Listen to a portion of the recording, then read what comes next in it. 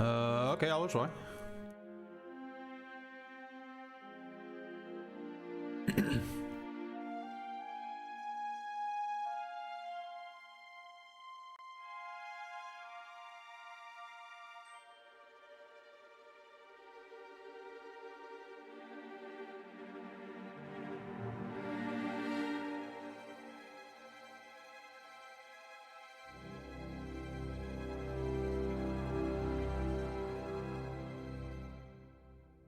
Alright, hello everyone, I am Aeshmah and I'm gonna be running the longest game during Obscurathon. It's gonna be Astria Ascending. We have an estimate of about 4 hours, so, you know, get nice and comfy because it is JRPG time. So without further ado, because, you know, we will have a lot of time to actually go through all the mechanics and whatnot of the game, why don't we just go ahead and get started? So, let's get this one going in 3, 2, 1, go. Alright, so this Astria Ascending, it released at the end of September last year, so it's kind of a newish game. However, not a lot of people actually running it so far. I am not quite alone in the leaderboards anymore. There is one other person who started to run this game. However, he only got like one run in or something and stopped. So I'm kind of alone again here, which makes this a pretty obscure JRPG to run. But as you can already see, it is just drop dead gorgeous. Like, the art style of this game is really something to behold, and it's actually, not gonna lie, the thing that got me interested in the game in the first place, because I mean, just look at it. How can you not love this? It does absolutely look like a kind of a game that Vanillaware would put out, even though it is not from Vanillaware. One thing, oh, I actually went to the wrong elevator there, so don't mind me. We gotta go to the entrance, not to the top floor. One thing you will already notice is that this being an RPG, we actually get access to the whole crew, like right from the get-go. So you have every character that you will ever get in your party, like right from the start. So there are 8 characters. They each have obviously different attributes and classes that you can get, but we'll get to that a little bit later. For now, just keep in mind that I'm gonna go and grab my physical heavy hitters, because magic is quite costly in the game, at least in the beginning, so we don't have a lot of resources to work with.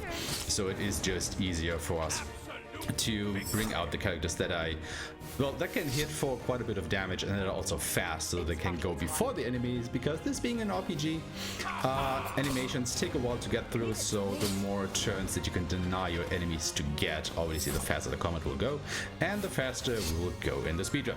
It's just science. So for now, we're just gonna clear out this orchard of the noises. That is what the enemies in the game are called, because apparently they are attacking this town right here. This is Harmonia. It's kind of the central hub of the world as a large, and also as the game.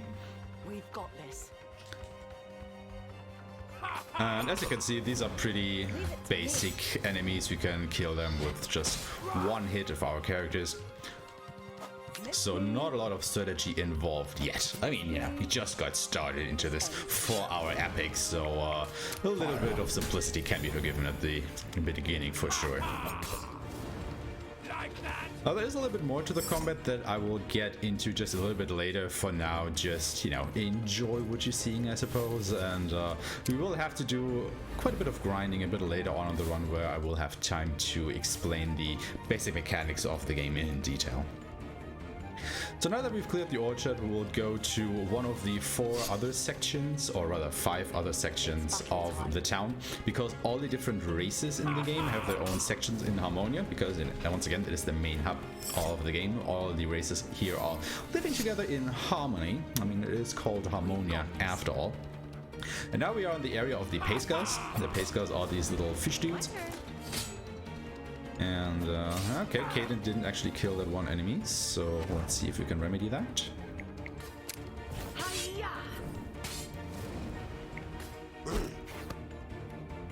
Ah, god Dagmar, why do you miss? Okay, so apparently we can't kill these rats with one hit. That is interesting. I guess we got just some really low damage rolls there, which obviously is unfortunate. And then Dagmar missed again, so we're losing even a little bit more time. But yeah, well, that is just the things that can obviously happen during RPG. You know, not all of your physical attacks will connect to the enemies. Then you have to take another turn, and that obviously loses you more time.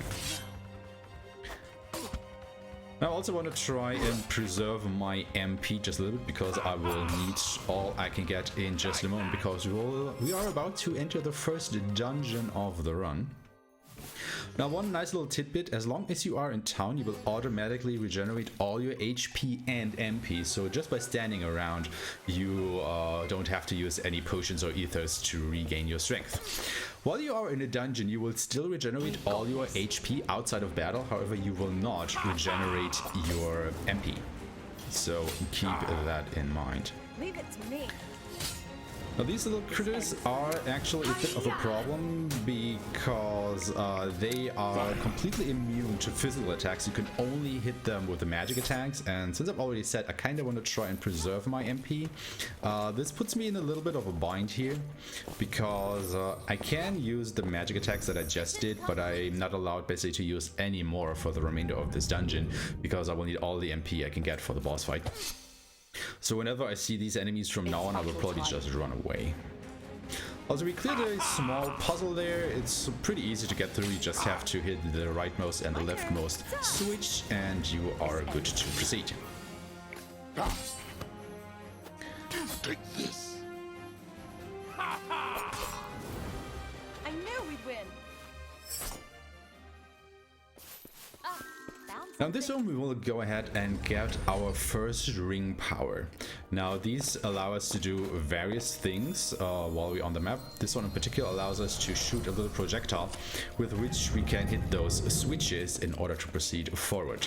Later on we will get 4 more different powers for the ring, and that will basically be the most common way to solve puzzles in the dungeons.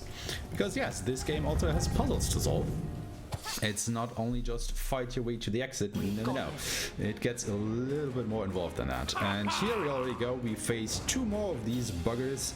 Once again, I do not want to waste my MP on them, so I'm just gonna go ahead and run away. However, I will go back into the encounter in the hopes of getting other enemies to fight, but apparently that won't happen here, which is a shame. So let me just try a third time, because normally the encounters cycle through. It's battle time. Yeah, that is not exactly what I wanted to see. Okay, this is really bad, because I do need to fight these enemies before the next boss, just to gain a little bit of SP and XP. Yeah, okay, this is just silly now. Okay, I guess I will just go ahead and really omit this encounter then. Game is being rude to me. So let's just continue on. Let's hope I do have enough SP before the next boss fight then. Now this is looking way more manageable. Leave it to me. Because there are actually a couple of different ways in order to strengthen your characters. Obviously all basically involve fighting enemies, however you get different resources to power up your characters in different ways. But I will go into detail about that a little bit later on the way. For now we have to solve this little puzzle. We have to hit 4 switches in the right order. We've hit 3 of them so far.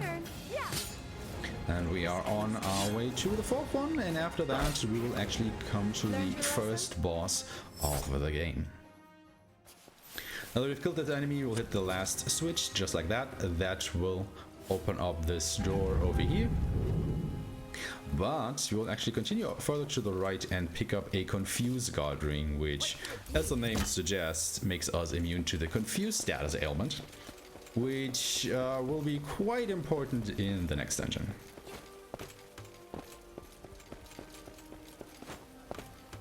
So just go through here.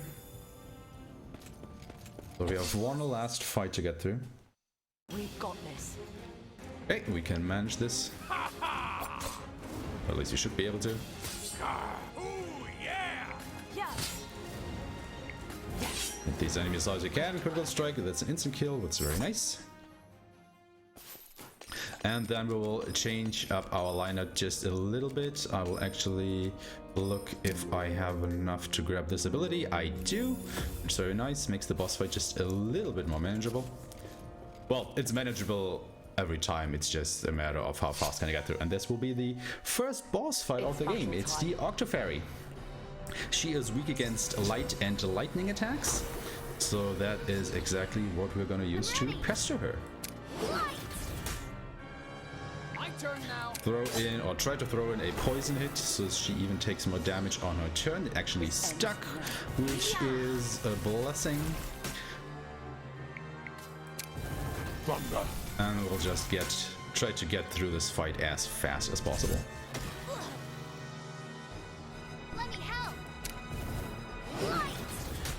So now that we've completed all of her HP, she will actually transition into the second phase, and normally you would see an animation play out, how she actually physically changes.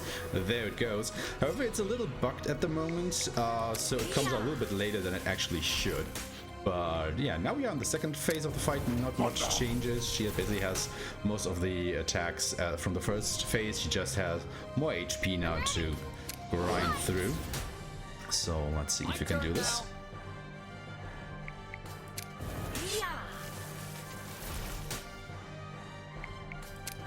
Thunder. So one more turn and we should be victorious here. Okay, the stun missed. That is very good. I'll take you all on. This ends. I should be able to finish this fight here. Yeah, there we go. Could have been a little bit faster, but I will take this fight. I mean, the reason we lost time here was probably because I had to flee from that one encounter like 4 times. And, you know, as you saw, we cannot skip the animations that play out when you enter a fight and when you leave a fight. So that was just pure time loss going on there. And we didn't even get anything for it because, you know, we just escaped the encounter over and over again.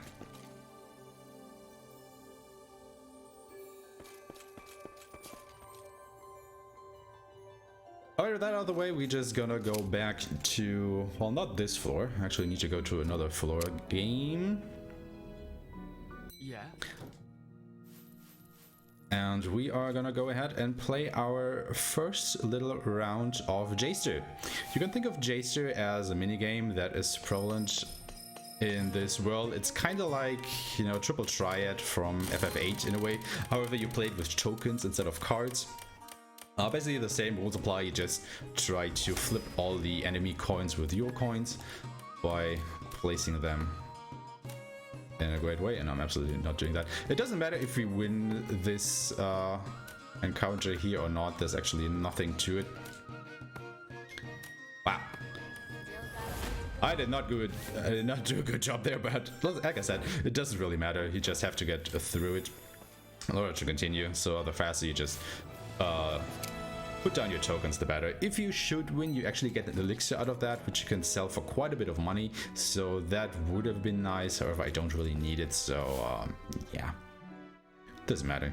But I did not pay attention to how the tokens were laid out, like at all. Yeah, that was just bad play.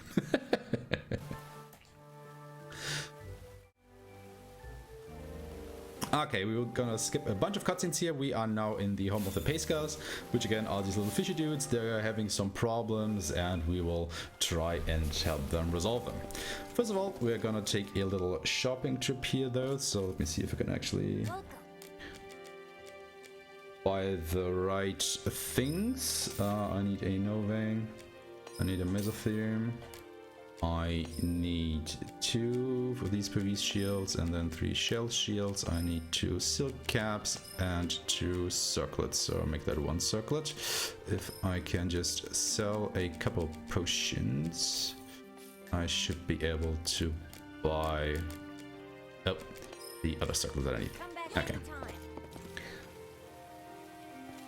So that is where the elixir would have come in nicely, because I didn't have enough money, because once again I had to run away from that one encounter, so I didn't have enough money to buy the second circlet there, which messed up my mending just a little bit.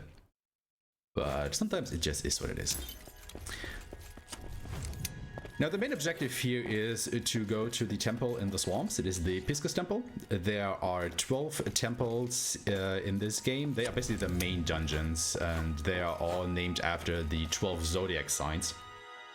However, we don't actually have to go through all of the 12 during this particular run because they're not all required in order to finish the game. So we'll only actually go ahead and visit 8 of them over the course of the speedrun, because that is the required amount in order to be able to finish the game in the first place.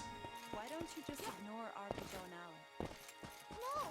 Where's the harmony in that? And now we have found the temple. However, before we can proceed through the temple, we actually have to do a little bit of a grinding session. So once again, I will change my lineup to what it was before, and then we will go back into the sewers and do a little bit of grinding there. However, before I actually start doing that, I want to go ahead and equip my characters with the stuff that I bought. He actually gets the Confuse God ring, which is very important. And then Eco gets a shell shield and a circlet for a little bit later. Okay, so how does leveling up in this game work? Well, first of all, also this encounter is the encounter that I want to see. It's 5 rats and we did not get a preemptive strike. That is exactly what I want.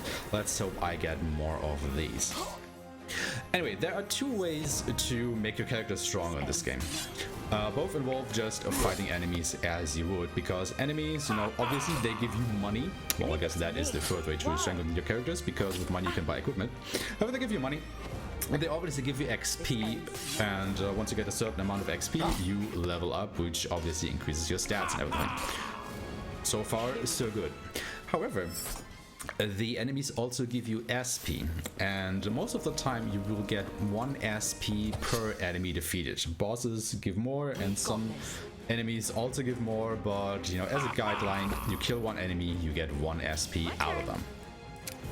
Now the thing with SP is you can then use those on the Ascension tree, and the Ascension tree is basically like the sphere grid that you may know from Final Fantasy X, where you can spend your SP to unlock nodes which increase your stats even further or grant you abilities. Like the Ascension tree is the only way for you to actually go ahead and get new abilities. You don't get any abilities or spells just by leveling up. You have to spend your SP on the Ascension tree. And that is where the grinding aspect of the game comes in, because we heavily abuse the Ascension tree during the speedrun. Because we will go ahead and just beeline for some very powerful abilities as quickly as we can in order to really power up our characters.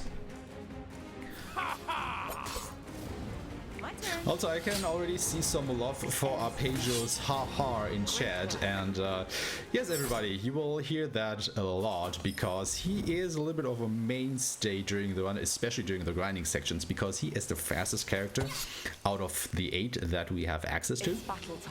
And you will see why that is important once we actually go ahead and finish the temple that we are gearing up for right now.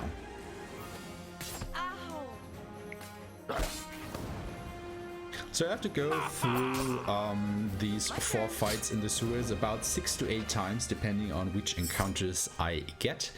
Obviously, I would like to get the encounter with the 5 rats as often as possible, because what these rats actually do, they have 3 abilities that they can use. One is a normal attack, which, as the name implies, they just attack you and deal damage. The second one is they will use poison on you, just like this.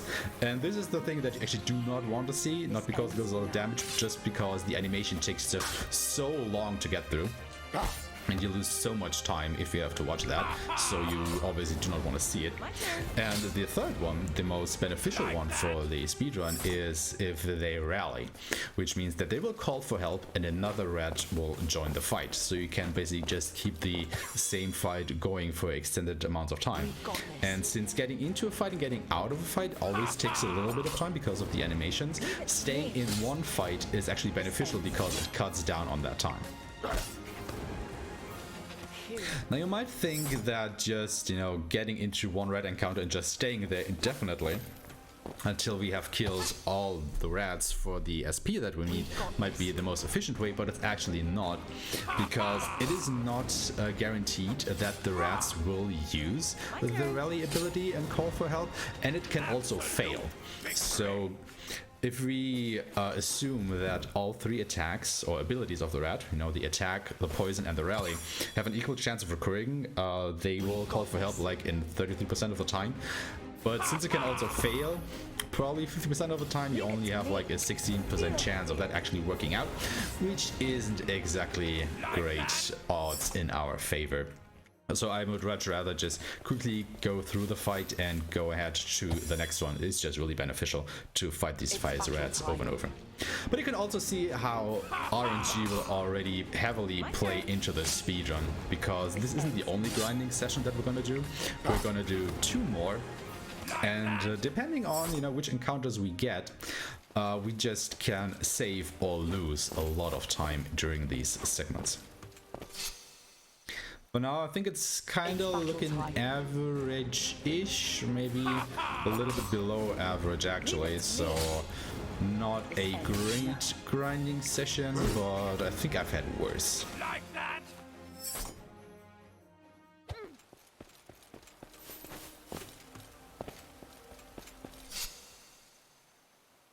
So after this fight, we will have gone through this 3 times. My turn. Also, encounters with just a single enemy are probably the worst ones that you can get, because you have to go through all the introduction and outro of the fight itself just to kill one enemy, which grants you 1 SP. It's basically the worst outcome that you can have. Battle time. And we get it again! Because the game just likes to screw me over, it seems. Feel fear. Learned your lesson? Also, I will have to go back to town at least once, because I also want to grab a side quest that I can do while I'm in here. However, I want to do that once all of my characters are kinda lowish on MP, just so I can also use the fact that I regenerate MP while in town in order to be at top-notch strength for the, well, basically the second part of this grinding session here. However, so far I didn't have to use too much MP, so I'm still good to go. And since we're not getting a lot of good encounters, I think I will probably have to stay here for just a little while, so yeah, let's see how this continues on going here. Leave it to me. This ends now. Now, I wouldn't actually mind fighting those Tufas a couple times more, which are, again, the enemies which are immune to physical attacks, because they actually have a chance to drop some ethers. Ethers obviously being the item that you can use to restore your MP, and I will need quite a few of those in a short while. I don't want to use them just now, because they are not that useful in the beginning of the game, because healing items always regenerate a certain percentage of your maximum. So the first iteration of potions and ethers restore 30% of your maximum. Now obviously you get way more out of that if you have a larger HP or MP pool compared to what we have right now, so it's actually kind of a waste to go ahead and use potions and especially ethers in the beginning of the run. Me. Feel the fear. This ends now. So I kind of just don't want to do that. However, I also want to try and balance the MP usage of my characters evenly across them, because obviously when I'm in town and passively regenerating MP, I do that at the same rate across all of my characters.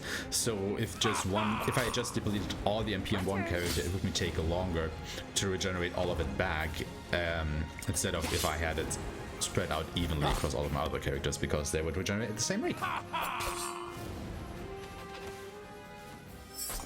So after this, we will have done 5 rounds of grinding, and then I will probably just go ahead and check how we're actually looking. What I'm looking for is 150 SP on Alastia. Not because Alastia needs it, but because Alastia is actually the only one out of the 8 characters that we will never use during the speedrun. And since characters who are dead at the end of a fight don't get experience or SP, she is just a good, you know, common guideline how you're looking SP-wise across all of your other party members. We've got this. And since nobody should have died during the grinding so far, you know, everybody should be on even ground anyway. Yeah. But it just makes it consistent looking her SP compared to all the others. Because obviously, you know, we will grab abilities on the essentials of the other characters, so their amount can fluctuate quite a bit. And we are at 99, which is not good at all. So we still need like 51 SP more. On average, you gain about 12 SP per grinding session there. Grinding session being fighting all 4 battles in the sewers and then going out. So I will probably have to do at least another 4 rounds of this. So yeah. We've got this. Not looking good. This is a very bad grind, and we just go back in and immediately get attacked by a single enemy again. So yeah, the game is being really trolly at the moment here. Not gonna lie. Really bad RNG. It's battle time. Well, 2 enemies are better than 1, but just barely. My turn. Phew. But it's just, you know, nothing I can do about it. You just have to grit your teeth and push through it. Also, while I was in town just now, I did go ahead and grab that one side quest I was talking about, because the game has quite a few side quests that you can do. And this is actually the start of a side quest chain that I want to try and complete while I'll do this run. Because at the end of it, we will get quite the powerful equipment out of it, and I would very much like to have that. It will give us quite the power spike for one of our characters, which is just awesome. This ends now.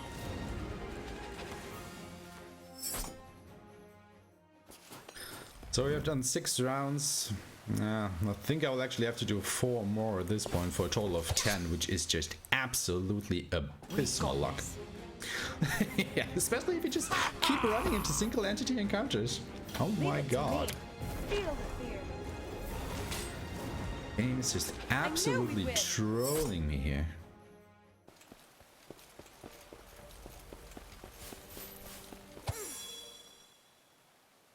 It's battle time. I mean, this is a little better, but you know, it's still more of these My enemies. turn. This ends now. So I am starting to be a little bit impartial about it. Learned your lesson. To be totally fair. Yeah, it's just sad that we don't get a lot more rats to fight. I really love to see some rats, game. Can I get some rats, please? Maybe? We've got this. Eventually, yeah, this is the encounter that I want. Exactly. Ask and you shall receive. And now call for help. Don't poison me. Poison is also bad. Just call for help. No, don't attack. Call for help. Oh, God, I hate you. The one time you're getting rats and they don't call for help. Oh, they just absolutely refuse to call for help. Great work. They do not want their bodies to take any part in this run. Sadness. But at least we got our 5 SP out of that, so... And another single enemy encounter. Are you kidding me? Leave it to me. Feel the What fear. is this? What have I done to incur this wrath of the game? Wow, this is bad luck. I mean, I've had bad luck during my runs before, but this It's battle time. is something new. Oof. My turn. This ends now. Absolute bottom tier luck. But as I said before, we have to do this in order for me to grab some very powerful abilities that I will need in order to get through Pisca's Temple, the next dungeon that we're gonna tackle. I have tried progressing through Pisca's Temple without those abilities, and it is possible. However, you have to be really lucky, and you can just basically outright kill your run at that point, because we have to fight some more bosses inside there, and they will just absolutely murder you.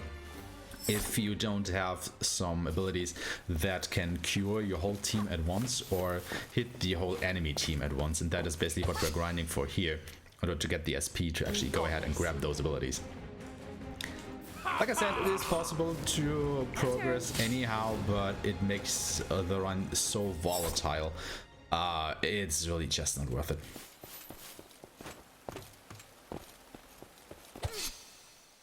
Alright, this was the 8th round of the grind here. So after this, let's check how we're standing. A little bit of luck, we might be close to this, and this guy survived with 1 HP, because of course he would. 131. So we'll at least have to do this round and maybe yet another. But we'll see. My turn. At least we're getting close to the end. Yes, rally. Please do more rally. Absolutely do more rally. This ends now. Don't miss. I mean, it gives them more chances for a rally, but I also want to try to go through these encounters kind of fast. Don't use poison. Ah. Even when I get the rat, they just use the absolute worst abilities they could. Ah. Welcome to Astria Ascending, everybody. Like that. This is atrocious RNG.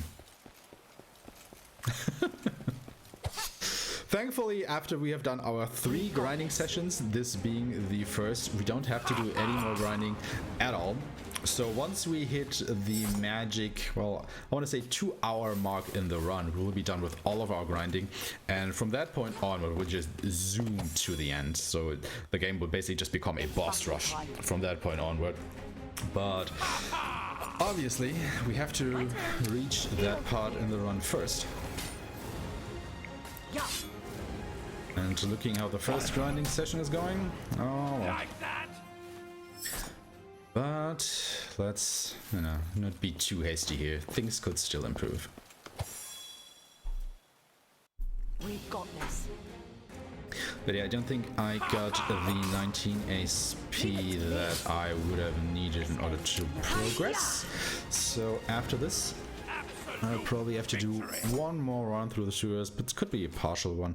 Yeah, we need 5 more SP, so about 2 battles should make this happen. After that, we will have done 9.5 runs, which is more or less the worst luck you can get for this grinding session. So My turn. not off to a great start, but we still have 3.5 more hours to get through, so things could always improve. Gotta stay positive here, everybody. It's battle time. Not like this though, because we got two encounters in a row, which means we have to get into a 3rd one yet, because we will be missing just 1 SP in order to progress. Otherwise I could have teleported out here already, but nope. I'll have to go through 1 more encounter. We've got this. And of course it is a single encounter as well, so we just have the absolute minimum amount of SP. Oh my god. Just 1 encounter would have done the 10 round anyway. Oh my lord. Wow. Okay. Well, you know, at least we're done with this. We are done with this part. So let's turn in the quest that we have completed for Ophern here. That's the first part of the chain done, which is very nice. And then we'll go ahead, change up our party again. We will now go to the Ascension tree and grab a bunch of abilities.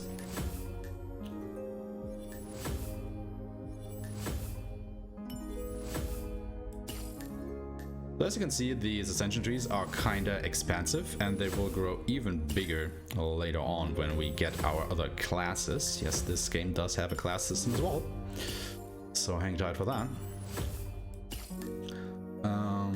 Just making sure I grab all the right things here.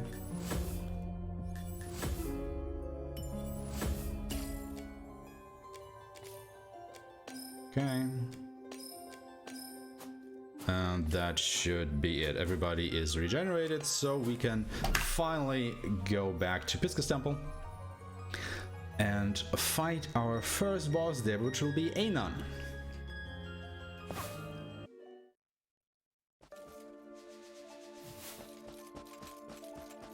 So he's the first of the Astria, basically the summons that you can get in the game. Alasia is the summoner out of the group, so she could summon this guy basically as an ally during battles. However, we will never see that because we won't use Alasia, so we'll just go ahead and absolutely body this guy for now. Once again, he is water elemental, so that means he is weak to lightning. So we'll just go ahead and pepper him with lightning spells. This is why you need the Omni Q ability, because if he keeps doing that, well, good luck living through it. But he has an even more, well, a way worse ability, which we will use next turn, which is the rolling line. Now, not only does that hit all of your party members, it also has a chance to confuse them for 3 turns, and you can't input anything during those 3 turns, which is just absolutely brutal. And that is why we also went ahead and grabbed the Confused God Ring for Dagmar, because as you can already see, he is our main damage dealer for a good while, so we absolutely do not want him to get confused by that attack. However, it is a random chance for the other characters to get confused, so once you use that ability, you're just hoping that not a lot of them get confused in the meantime. But yeah, it's just an absolute beast of an ability. It's, in my opinion, kind of unbalanced to give a party-wide confuse ability to one of the first bosses you fight in the game, but well, that's just the way it is, I suppose. Now, this Motherfana, she is one of the hardest fights in the game as well, because she has an ability to stun your whole party, as she demonstrates right here, right now. Great. Luckily, it only hit Dagmar, and then all of her ads can confuse your characters. So yeah, this is just, I mean, just look at that. This is awful. I'm ready. Okay, luckily we got through that somewhat unscathed, so we actually have a fighting chance here. My turn now. Because once we get to Dagmar's turn, since we went ahead and grabbed Omnifire, we can now get rid of all the ads in one fell swoop, and the fight should stabilize quite a bit from here on out. I'll take you all on. But yeah, this can just go really, really sideways, which is why, you know, this is one of the hardest encounters in the game to get through, at least in a speedrun. To be honest, I have no idea what they were thinking when they were giving this boss the ability to stun your whole team and then give all the ads the ability to confuse them. It's just like, what the hell? This is only the second dungeon in the game. What are you doing, developers?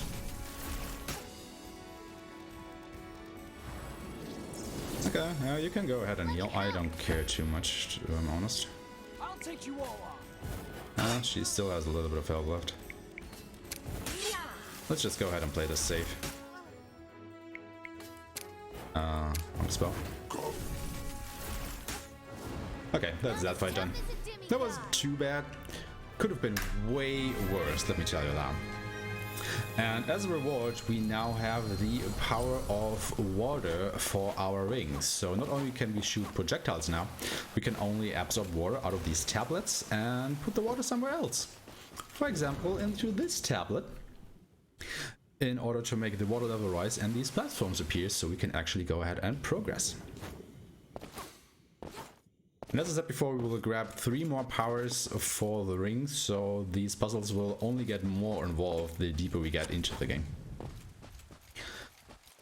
But now that we have defeated the boss at the entrance and the mini-boss in between the dungeon, it is time that we make our way to the end of the temple and face the true boss. Now one more little puzzle here. Just gonna stand on this, Found something. open up the way, and then we're gonna try our luck at a glitch. I will come into this room. I will make a safety save because I do want this to work.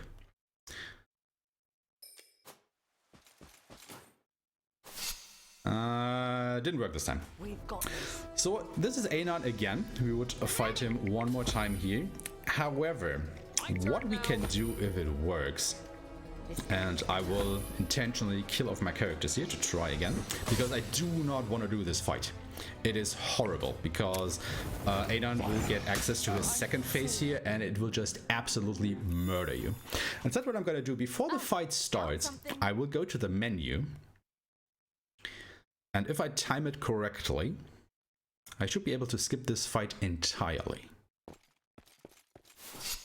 And I got it second try. Alright, that's good. I will take it. So yeah, all you have to do is basically at the step where this encounter would trigger on the world map, you press start to open the menu, and you know you got it when you can hear the, the chime that plays when you get into a fight while you are getting into the menu. And then you can just pass through Anon like it's nobody's business, and you can skip the whole encounter.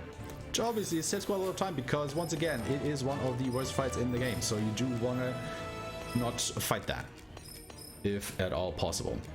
Now that we have done that, we can actually grab our first round of main jobs for our characters. First will be Ulan and Arpeggio. And it will be a Black Mage and a Dark Knight for those.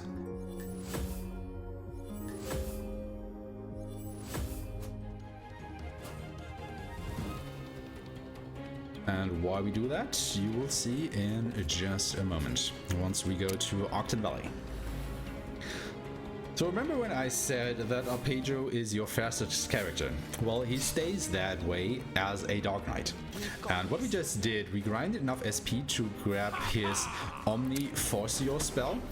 And this basically allows us to one-shot all of the trash mobs that we will encounter for a long while.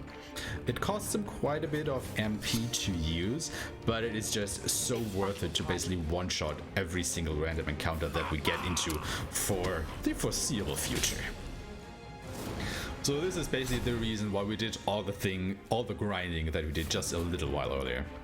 Now I do want to wait for him to have enough MP between battles again, so he can use the ability again. I could use ethers, but I will need a lot of those in just a little while, so I'd rather save on them for now, while we can just go ahead and passively regenerate our MP as is by just standing still for a couple seconds here.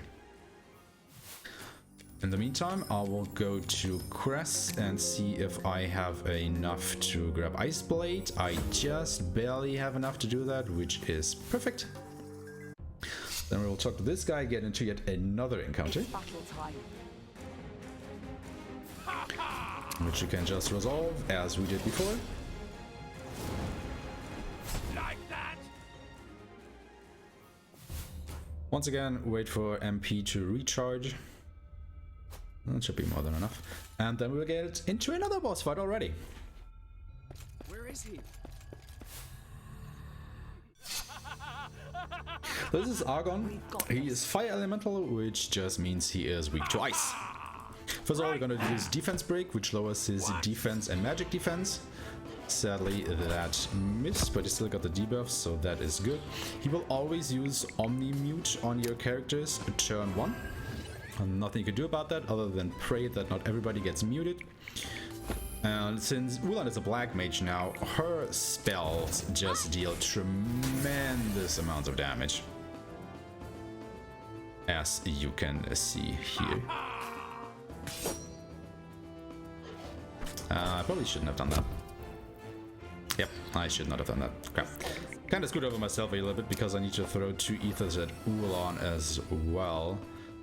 So I won't be able to attack with her this turn, which is a bit of a setback, but oh well. Just gonna deal with that now, I guess. I'm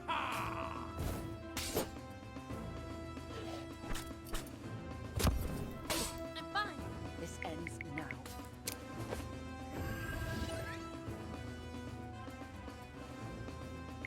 Yeah, I shouldn't have attacked with Arpeggio in the second turn. Instead, just throw an ether at Ulan. That would have been way more beneficial. Let you go through this pay that quick, but as you can see, we are vastly overpowered for what the game can throw at us at the moment. So yeah, just expect, you know, the fights look like this for quite a while, where we just use our pager and Ulan in tandem to basically rip through every encounter from here on forward. Because they are just that powerful.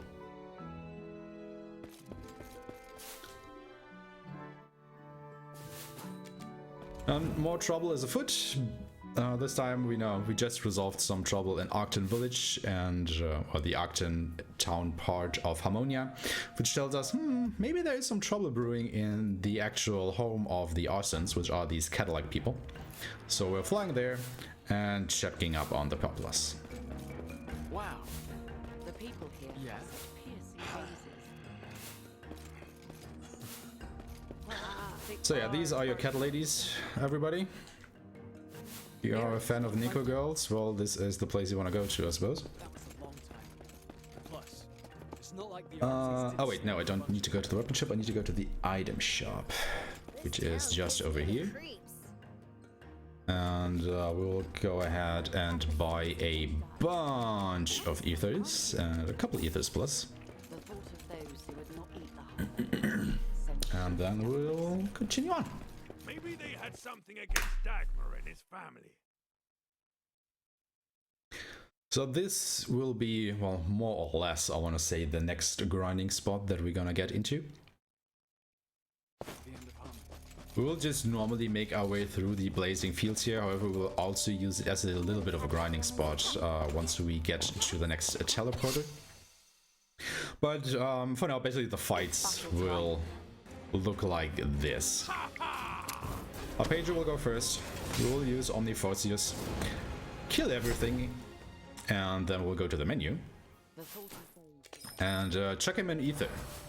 Because using this ability just once depletes more than half of his MP reserves, which obviously is quite a lot. So we will have to use an ether on him after every single fight. And believe me, it is still faster than fighting this normally. Now this encounter is actually the one that I want to see against these 8 bugs, because keep in mind, every enemy gives us 1 SP.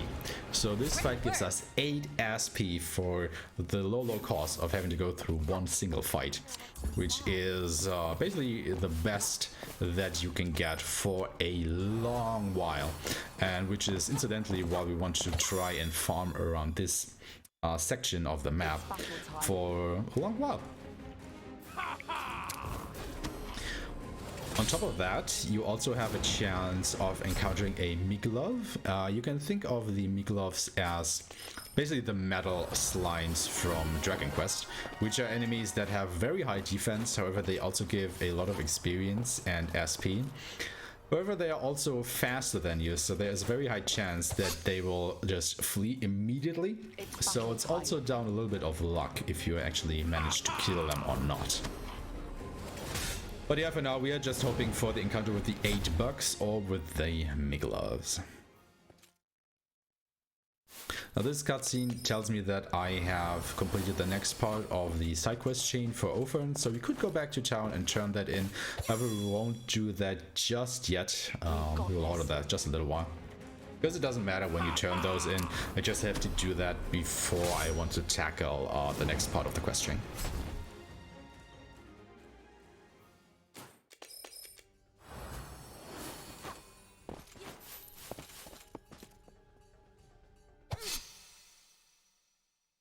It's battle time.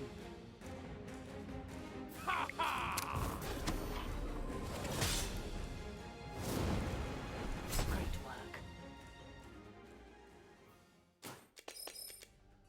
Do not forget to top up our pager with ethers. It is critically important that we do so. And now we have found the second teleporter in the Blazing Fields, and we will now go ahead and use this as our next grinding spot, as it were.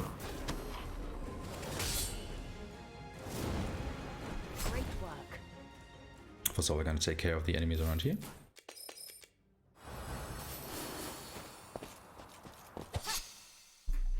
And we need to basically do this 5 times.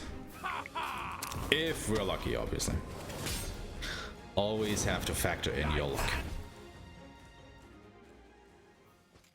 Once again, top arpeggio off, and then we'll walk back here and basically do this backwards now.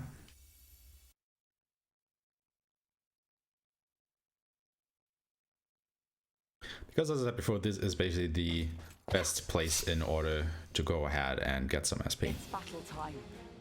Now, another thing you might have noticed is that this game actually features weather effects. You know, we have the sunny weather now, where everything looks nice and dandy. But then we also had the sandstorm just before I used the teleport back here. And the enemy, you can see it right here, you know, this sand overlay. And what the weather does, it actually changes the encounters that you can get. So generally speaking, during sunny weather, you will fight weaker but more enemies, and during bad weather, like being it, you know, a rainstorm or a sandstorm or things like that, you will fight fewer but stronger enemies. However, again, since once again, generally speaking, every enemy only gives you 1 SP if you defeat them. You want to try and fight in sunny weather as often as possible because you will face more enemies there. So you just have a higher chance to basically get what we want, which is SP. So I won't go out of my way too often to try and fight, to try and force fights during sunny weather. However, if I go to a particular area where I know I will be doing a lot of fighting, I will try to do that during sunny weather conditions. So I know there will be a lot of fights there, so I'll just try and cycle the weather by going back and forth here. To not have the sandstorm in the other area.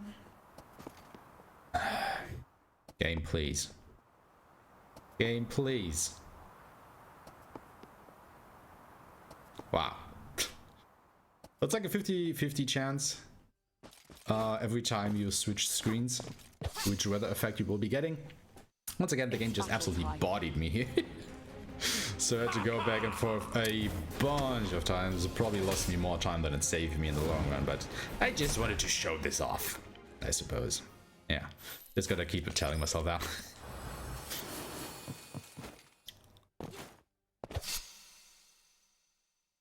It's battle time. So we have 2 goals here now. The first is we want to get 440 SP on Alasia, which is quite a bit. But before that, we want to have 120 on Arpeggio, which we should probably reach during the next round, because once we have that, we can grab a lot more MP for him, so we don't have to go out of our way to chuck ethers at him after every single encounter, which obviously drops down on the maintenance time in between fights. Quite significantly, actually. And it also saves us a bunch of ethers. And while they aren't that expensive, it can't just be a constant drain on your money. And we do want to try and grab some equipment. Oh, this is a Miglov. This is perfect. We got a preemptive arm in him, which means we go first. So what we're now do is really use the Goatee skill. It is a Dark Knight only ability, and what it does is it drains the HP of all of your party members and uses the amount drained as its attack value. It bypasses defense. And that is why we could basically one-shot that thing, because if I were to fight it normally with physical attacks and magic, I would deal next to no damage to it.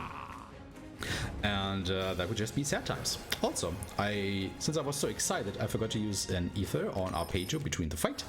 So I will have to run away and try again, because I definitely do not want to fight these fights the normal way.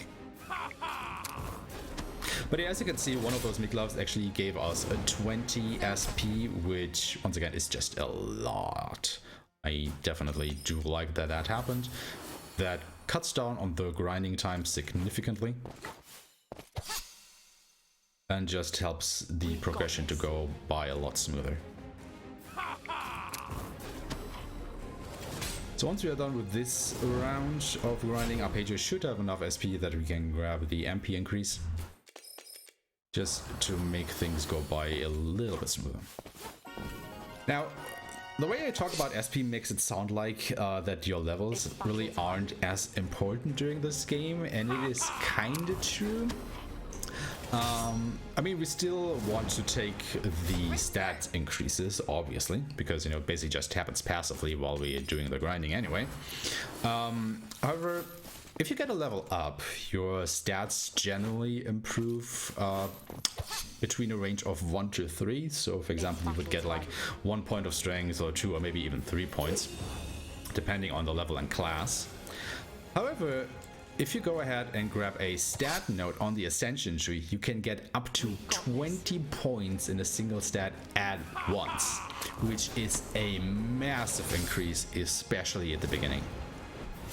And that is why we want SP over XP, in order to grab a lot of those nodes and make our characters just super powerful as quickly as we can.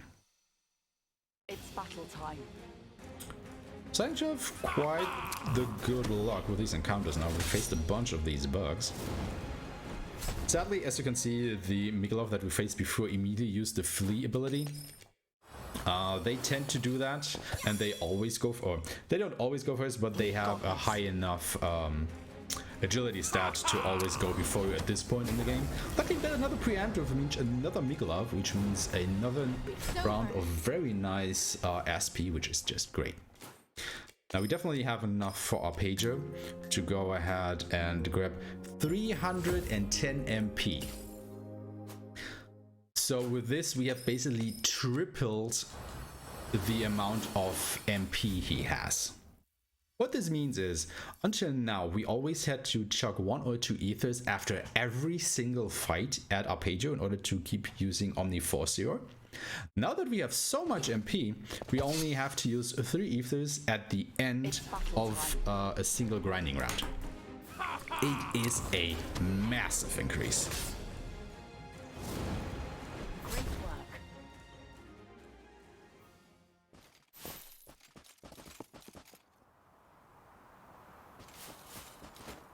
But this will probably be, you know, depending on our luck, the second to last or even the last round of grinding that we have to do right now. Once again, our goal is to achieve 440 SP on Alasia. That tells me that I will have enough SP on all the other characters to grab what I want. But we just have to hang on tight a little while longer in order to make that happen. Now, once again, we do have a sandstorm going on, so I have a lower chance of getting the encounters that I want, which is the fight against the 8 bugs. But I'm not trying to fuss over it too much now, because we did, or rather we were able to kill 2 of the Migolovs. So we are looking actually pretty good on SP at the moment, I would wager. Like that?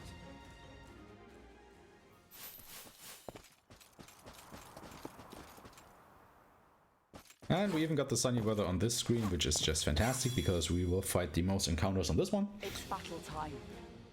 Still doesn't help us, because we got the quote-unquote worst encounter, which is just against these 4 enemies, which have the lowest buyout out of all the encounters, but oh well. We've got this. Another Mikolov. Can we fight it? We can, because it actually used Omnicure on us. Oh, baby. Yeah, so either they will use an ability that make you flee the battle immediately, or they will be generous and cure your MP, and then you can just go ahead and kill them. It's battle time. Which is very good luck.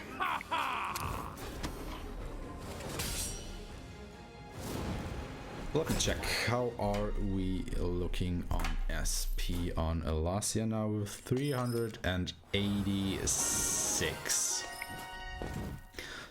Not too shabby. We definitely need to do one more round. Maybe one after that as well, actually, depending on what we get this time.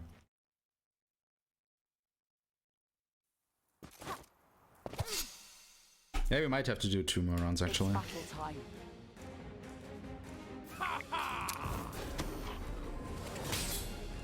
I think we can only reach the other 50 SP necessary if you were to get at least 1 more Mikolov. during this round. Not too bad though. It's definitely way better luck than what we had during the first grinding session.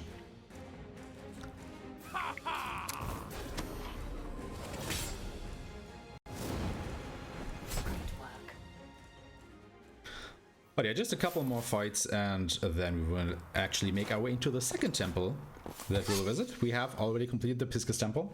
The next one will be the Ares temple.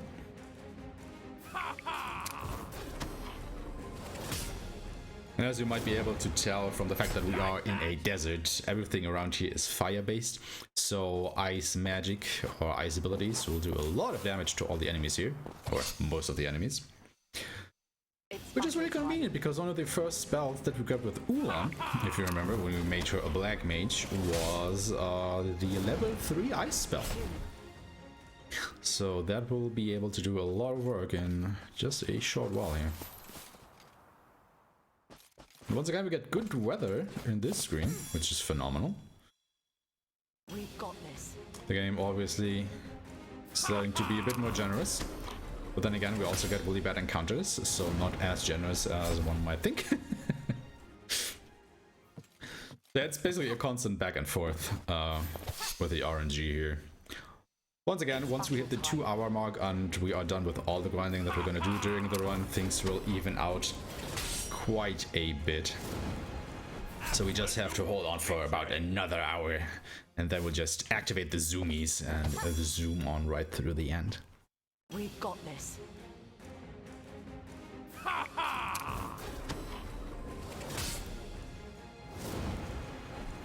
It's over. Let me check my SP. We are at 416. So we are close. We need 24 more. So 3 encounters with the 8 bugs, and we would be done. Can we get that? Can we 3 8-bug encounters in a row? Or a Mikolov and any other fight? Battle time.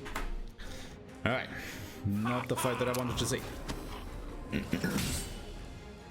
Absolutely not the one. So we need 20 more.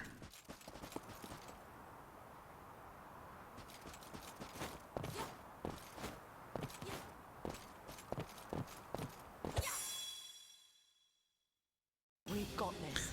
Once again, not the one that I wanted to see.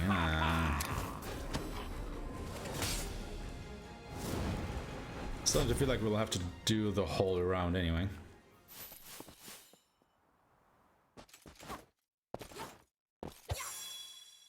Also, you might have noticed that the music on the traversal screen is cutting out sometimes. This is actually an audio glitch that is happening in the game at the moment.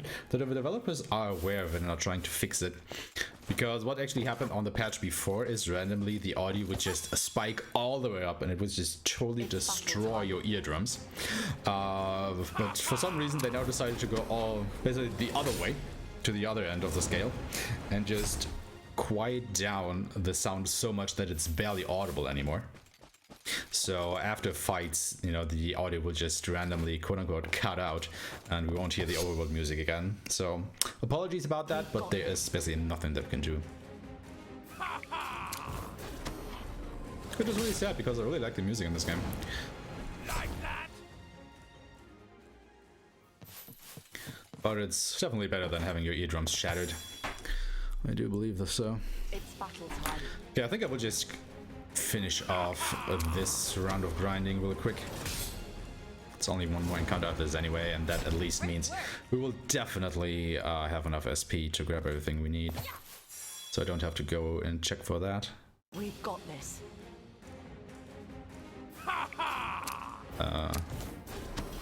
Didn't select the right ability there. Oh, luckily I noticed. It's over. Okay. Now that we have done the grind, let's go back to Austin and do a bit of shopping. Because we now got the money, so we need a couple things. First of all, we're gonna buy some Omni Potions. Is that all? Not that much. And then some Ethers up to 50 again, or more. Doesn't matter that much actually. But yeah, as you can see, we need a lot of ethers to make this grinding up. Yeah, right. Exit is on the other side. I knew that! Welcome. Yep, no, I didn't want to do that. I want to buy a Vanth. I want to buy a bow chain. Wait, that was not everything that I wanted. Not confused. I wanted to buy a Bezek, right? And an Elgafar. God damn it. Then I want to buy one mirror shield. I want to buy an Arcton helm and a runic hat. I want to buy 3 Payskin plates and 2 Payskin armors. Okay. You get the bow chain, you get the mirror shield, you get the runic hat. You get the Payskin armor, the Arcton helm, the Elgafar. You get another bow chain. What else is? I got nothing. Krass gets the Payskin plate. The Bezek, Payskin plate, Payskin plate, the Vanth. We go to the Ascension tree. Gonna get a bunch of abilities here.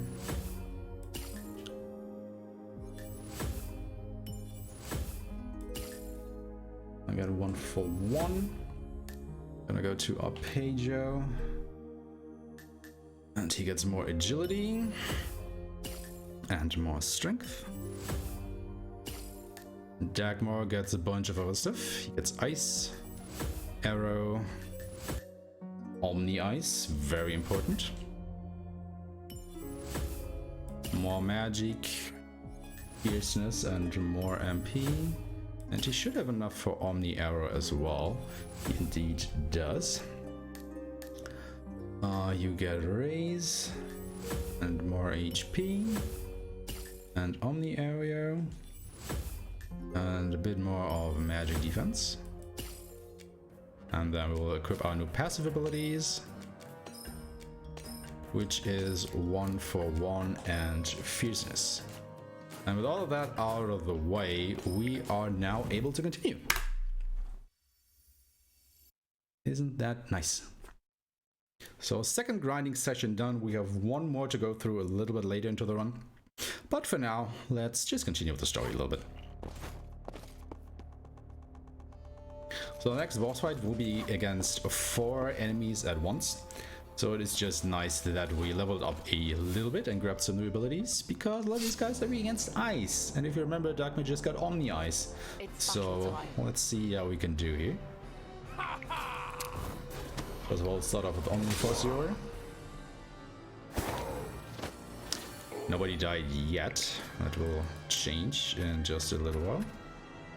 What's happening here? Why can't I see the weakness?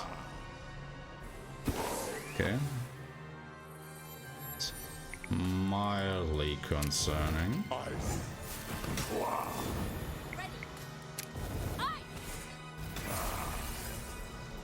Okay. Looked like something messed up the display there just a little bit. Can't see, I've seen that before for sure. Also, I do have to continue killing enemies around here. Oh, you know why? I think I never put on the weakness display, did I? I don't think I did. Let me just quickly go to the settings. Yeah. That is why I was confused. So what you can do in the options menu is you can actually toggle an indicator that tells you if an enemy is weak against the attack or not, so you don't have to do any experimenting with elemental weaknesses. Obviously, I should know all the weaknesses to all the enemies because I've played this game quite a bunch, but it's just, you know, a nice visual aid that can help me to not do a dum-dum and not use the right abilities.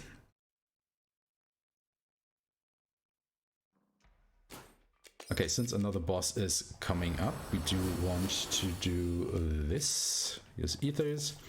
Grab this right here. And then we're gonna face Argon again. We already know that guy. But he's a little bit stronger now than he was before. So let's see how this fight goes. We'll start with defense break again to lower his, well, defense and magic defense. We will use Omni Mute on us. A lot of people got hit there, so Where are my remedies? They are here. Okay, Dagmar can actually go ahead and hit him with ice to soften him up just a little bit. And since he has fierceness, he has a random chance of doing a second cast, which is really nice. So that means Ulan should be able to push him into the second phase. She absolutely does. So he is now in phase 2. And that is something that this game does more than any other game. It has just a lot of bosses that have multiple phases for you to go through. There's one more remedy on Ulan to get rid of the mute again. Since Dagmar is muted now too, he can just focus, and then we'll hit him with another Iceus.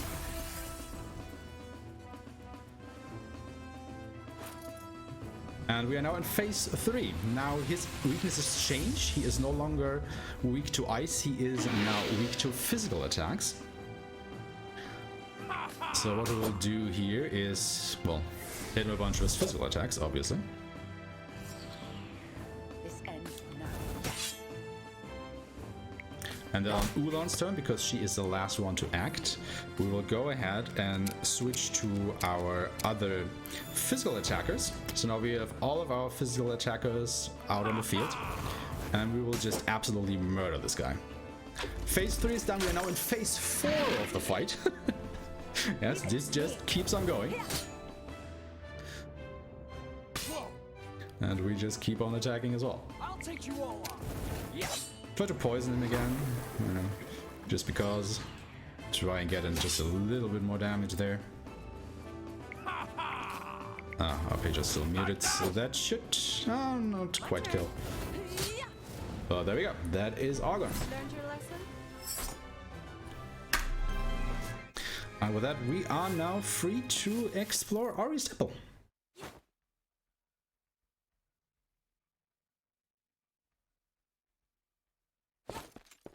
One thing that will happen right here is that Eco, you know, our little fishy dude, which is actually the healer of our group, gets kidnapped by the sub-boss of this temple. So our first order of business is to, well, We can save him try and get him back. anytime.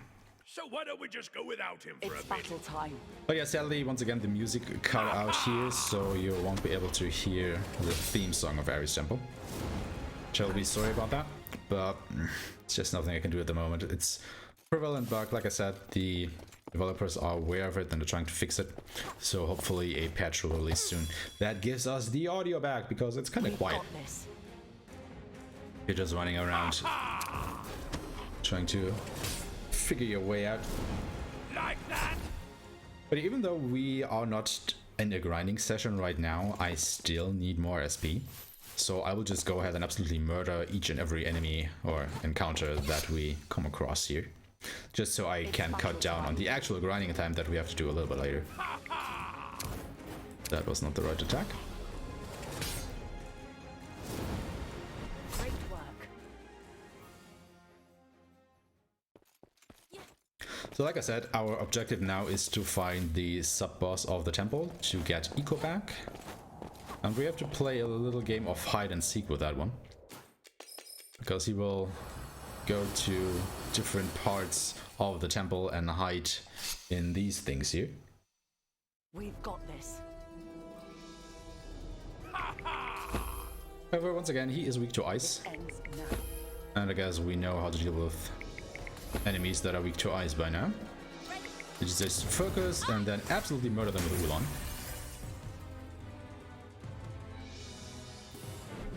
However, we can't win these fights just yet, because once you drain his health to about the halfway point, he just runs away. So we have to go and repeat this a couple times before we're actually able to get Eco back.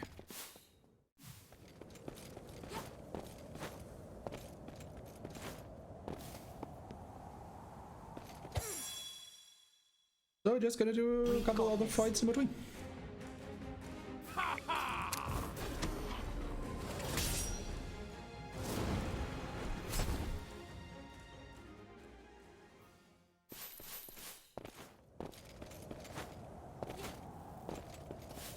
So this is the second point. He will be in the pots up top. If you search for him in any of these other pods, you will actually get into a surprise encounter. So, you know, the fastest way, obviously, to do these fights is to find him first, so you don't have to go through that.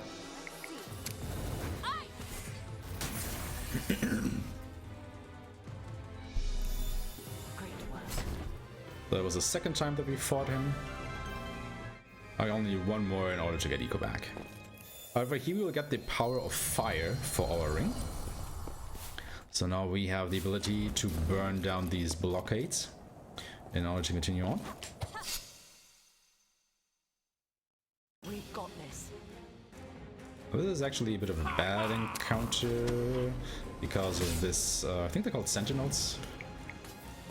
However, they are weak to light and wind, so we can still take care of them with Cress and or Dagmar. I'm gonna grab this teleporter for later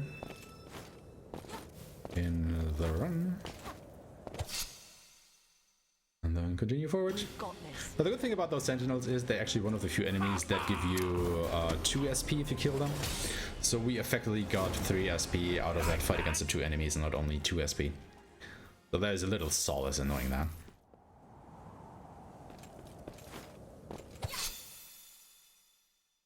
It's battle time. Glad to see that chat is still enjoying the ha-has.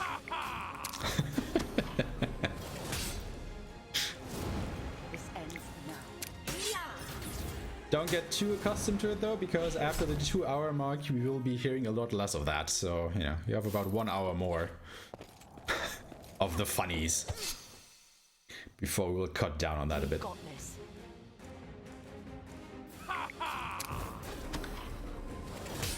However, I'm not liking the fact that I have to fight so many of these sentinels, if I'm honest, because, you know, obviously it loses us time because they have to use 2 actions to get through the fight instead of just 1. Because normally our pager would just absolutely murder all of the enemies, cutting down on animation time. But once again, it is what it is. Okay, so this is a little bit more involved. You have to search these pods first, and then he will go to, once again, other pods. However, there are a lot of them in this room. Luckily, he always goes to the same exact ones, so we know exactly where he is hiding. We go all the way to the top. And then over to here.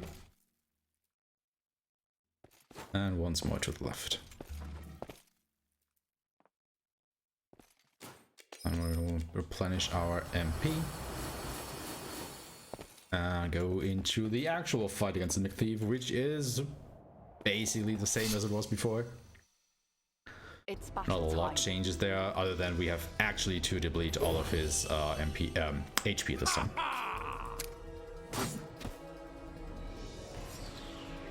This ends now. Go! Ready. Aye.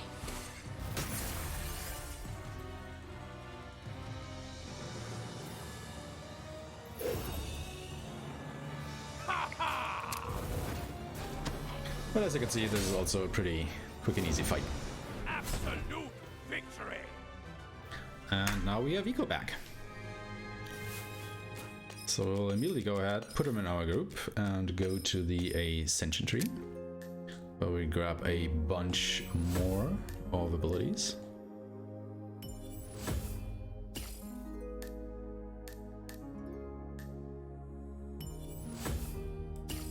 So with Kaden, we actually want to go ahead and go all the way to the bottom of her Ascension tree here to grab a unique support ability, which is going to be Monster Bait. It smelled quite fishy where I was locked away. Like you! Because we'll use that for our next grinding session coming up. We have more than enough MP to continue. So we are actually at the next boss already. Focus. Gonna be these dudes here. What? Nice miss there, Arpeggio. Oh, on the Emperor. Haven't seen that ability in a while.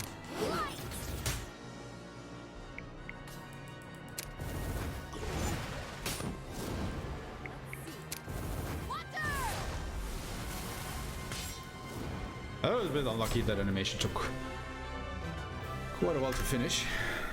But we won. That's the main thing.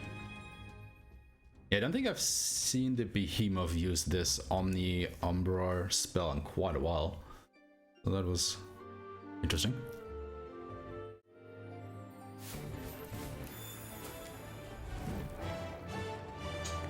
Yeah, we are back in town, and once again there is a trouble afoot. But before we take care of that, we're actually gonna go ahead and turn in the side quest that we did quite a while ago to Orphan right here. And then we immediately pick up the next part by going over here, skipping a short cutscene, and then going back to Orphan to pick up the next part immediately.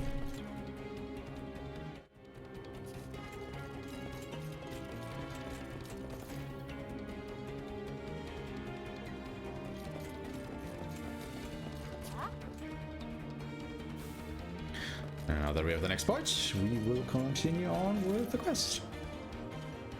This time we're going to Zeft Heights, where we'll body some more enemies. Because obviously, you know, they are in town. We don't like the enemies to be in town, so let's get rid of them.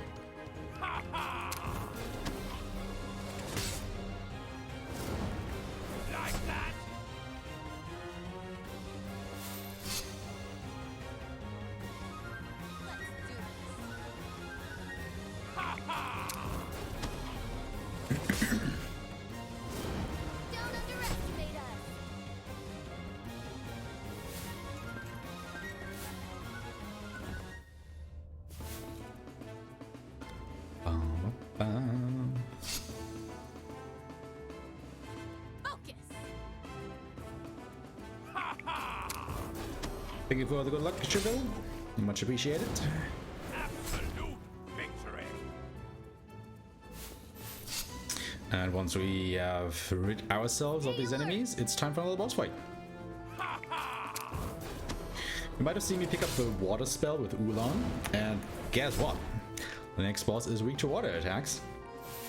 So we will just absolutely delete this guy.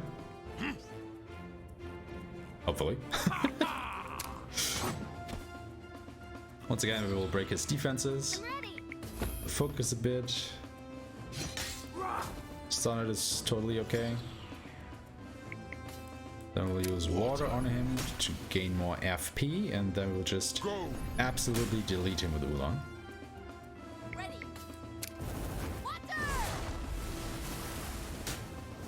So yeah, that was a boss. As I said, the game does not expect this level of power from you at this point in the game.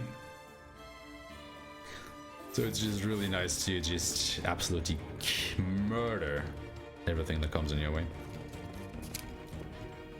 However, on the flip side, obviously, we are absolute glass cannons. So if things go wrong, they will just snowball into catastrophe very quickly. So obviously we do not want this to happen. And the thing that kind of mitigates this is basically Arpeggio, because he is so fast that he generally goes before everybody else, and since he is the one deleting all the enemies off the board for us, that is basically the only reason why we can even progress through the game at this point. And then of course we have Ulan to just exploit all of the enemies' weaknesses, especially the bosses, to make those fights go as fast as we can make them.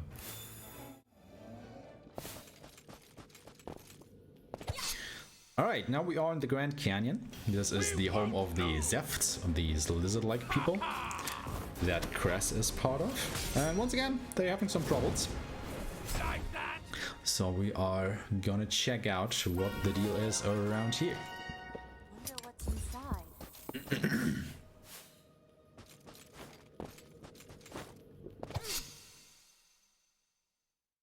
This'll be over quick. Well, Paige got that right. This definitely will be over quick. Not as tough as a demigod.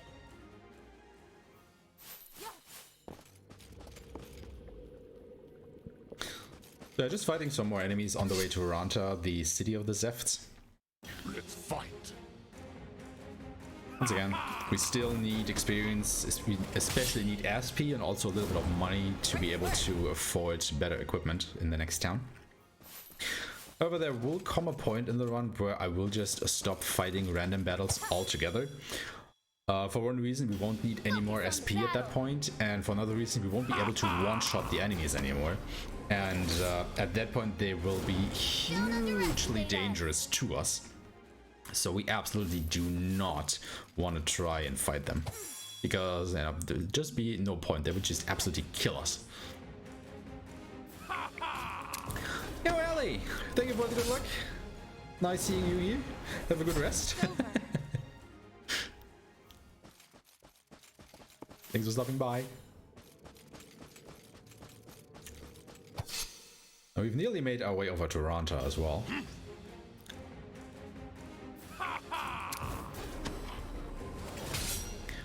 And as it just so works out, we have enough MP on our pager to last us all the trip to there, so we don't even have to chuck any ethers at him. Which, once again, pretty nice thing. The noises feel like a distant memory. Cress, have you returned home since you've become a demigod? No. I've been fighting with all of you this whole time. I've had no reason to return. Alright, made it in Toronto. Once again, this is Cress's hometown. Oh. Wait, was it? No. That's the item shop. Okay, gonna buy some things. We still have enough Omni Potions. I don't even need that many Ethers. Ether Plus and Omni Ether Pluses. Okay. Do it. Cutscene. Go into the weapon shop. Wait, this is not the weapon shop. It's the... That's the guild. That's the weapon shop. Oh god. Okay. So I want a Rasselas. I want 2 Kangs. And I want a Sham. I want 2 Bucklers. I want a Cotton Mantle and 2 Cotton Ropes. And then we're gonna pay a visit to Cress's mom. And she actually challenges us to a match of Jaster.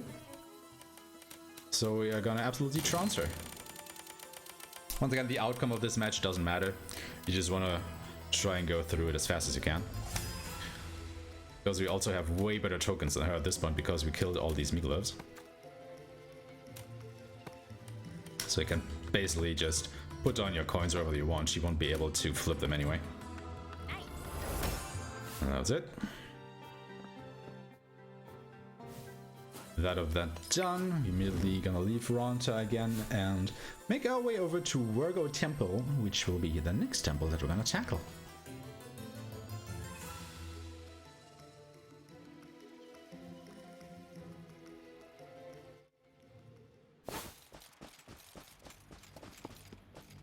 Virgo Temple is just a short sprint back through the Grand Canyon. Do not speak ill of my land. All the peoples of this world have their problems. Why do you say that with such delight?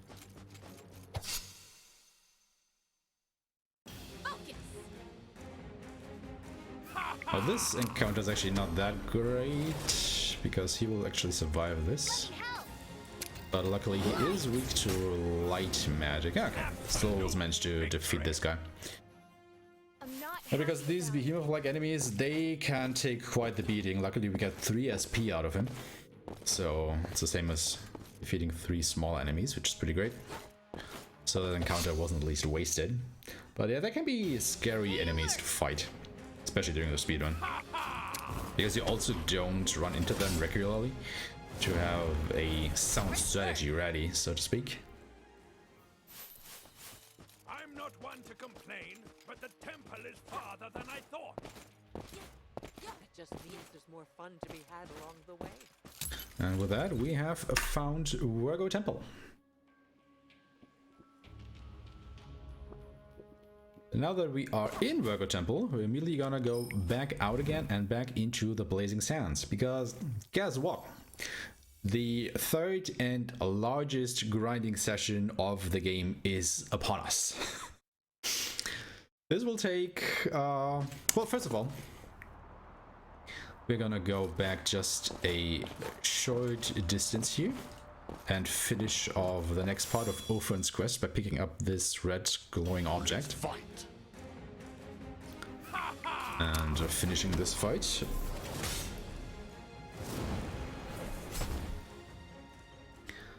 And then I don't think I will continue fighting here. I will just go ahead and take this encounter, because why the heck not? It's kind of part of the whole shebang anyway. But then I will teleport back to where we came from. Because I want good weather for this. Because as I said before, the weather does influence which encounters you get.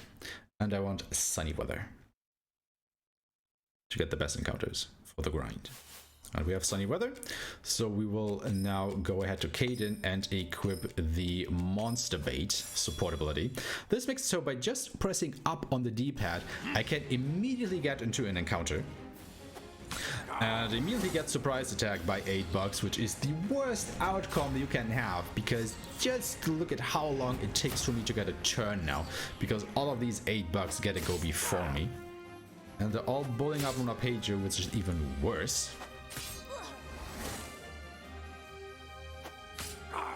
So let's hope Arpeggio survives until he gets his turn. That would be pretty great. Thank you. But yeah, I can now basically summon enemies and get into encounters. And that is how we are gonna grind. We're just gonna get into one encounter after the next. Until we have all the SPs that we need. Which will be a lot. We are at about, I think, 600 total at this point in the game. And I need 1,200. So basically double that amount. So we will be here doing this for about 30 minutes or so, so right up until the 2-hour mark. And that is also why I said once we pass the 2-hour mark, we will basically get the zoomies going on and just straight up delete everything and just go on cruising to the ending. And this game will basically turn into a boss rush from that point onward. Not quite, but more or less. I mean, at least the game is kind and gives me a lot of these 8-bug encounters, so I'm kind of happy about that. And immediately as I say it, it doesn't anymore, so woe is me. But you know, since we'll be here for quite a while, this gives me the opportunity to talk a little about how does the battle system in this game actually work. I mean, you've seen me do it for quite a while now, but I've never actually explained it. So battles work with the FP system, the focus point system in mind. You can see my focus points in the upper right corner, the yellow ones, and the enemy team's FP in the upper left corner, the blue ones. And you gain FP by hitting an enemy's weakness. You start every fight by having 1 FP. You gain 2 FP if you hit the weakness of an enemy. You lose 1 FP if you hit an element that the enemy resists.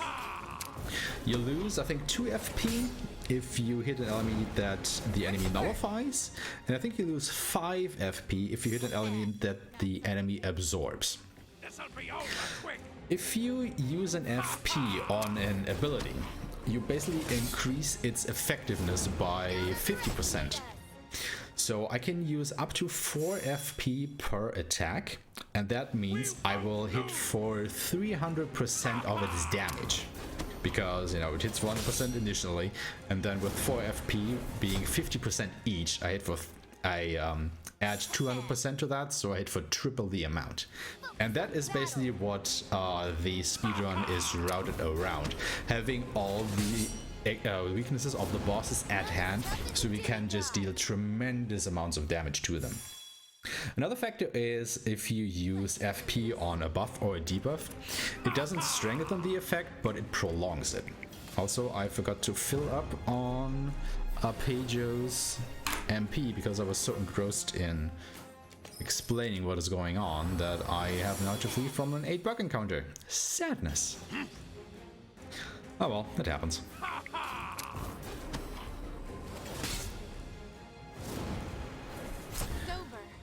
So the first half is a small grind, and the second half is going Rambo. Is that the speed on this game in a nutshell? Yeah, basically.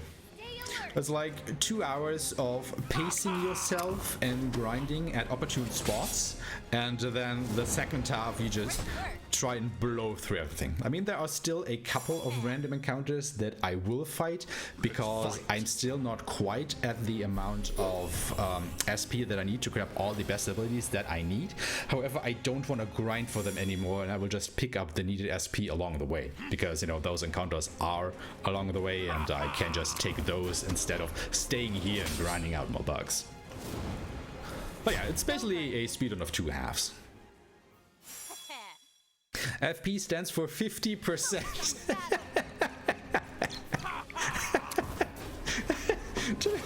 I've never heard that before, but it absolutely makes sense. Yes, it absolutely does stand for 50%. But yeah, I mean, the FP system actually makes this whole battle system way more engaging than it might look at first glance, because it really makes you strategize what you're gonna do during a fight, because all of these fights will take a lot longer if I would not use FP.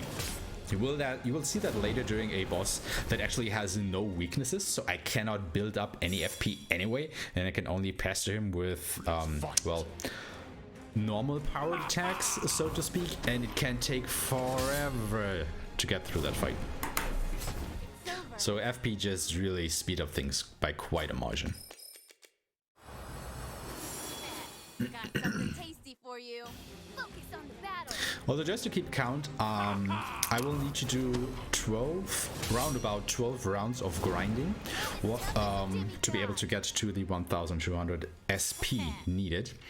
One round of grinding is basically me keeping watch when Arpeggio reaches 0 MP. So once he runs out of MP, that will be 1 round, and I have to do this 12 times.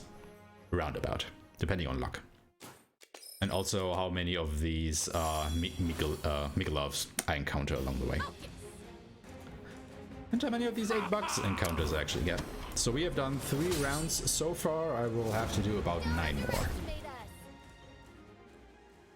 And after that we will do probably the biggest menu of the game. And then it's boss fighting time.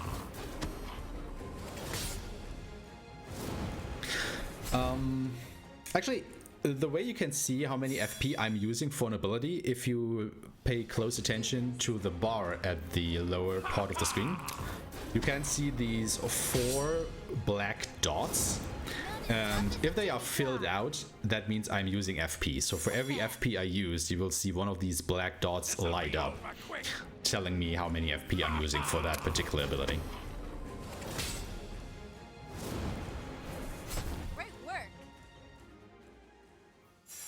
So just in case you guys want to keep track how many FP I'm gonna use.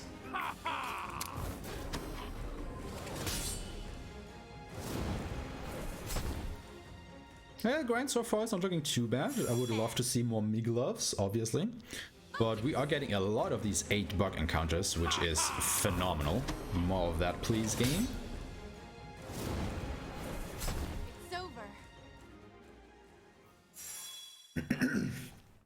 Another thing that I have only barely touched upon is the job system in the game. Because, as you might remember, Ulan and Arpeggio started off with different jobs. They are now a Black Mage and a Dark Knight, respectively. But they actually started out as a captain and as a thief. And how the job system works in this game is every of the 8 characters, it starts out with a unique job that only that character can have. No other character can ever get that. And that is your base job. That is set in stone. Every time you complete one of the temples, we have completed Pisca's temple and Auri's temple so far. Every time you complete a temple, you get 2 job orbs. And with each job orb, you can assign a job to one of your characters. Now, the first 4 temples that you complete will give you the orbs for your main jobs. Temples 5 through 8 will give you the orbs for your support job. Your sub job, sorry. And then the last 4 temples, 9 to 12, will give you the orbs for your support job. Every character in turn has access to 3 jobs that only that character can get. Well, it's not true. Like, every character can get 3 more jobs. For example, Ulan can become a black mage, a guardian, or a harnesser. Now, other characters can also get those jobs, but those are the only 3 jobs she will ever have access to. And you can decide which of these 3 jobs, the harnesser, the black mage, and the guardian, will in turn be her main job, her sub job, and her support job. So, for example, if you pick Black Mage as the main job, you cannot pick Black Mage again as the sub or the support job. And that basically goes for all the other jobs and all the other characters as well. Also, once you pick your job, that is set in stone. There is no way during the game to reset this. So you have to be very certain which job you want to pick for each character. Because if you want to reset this, well, you have to start a whole new playthrough.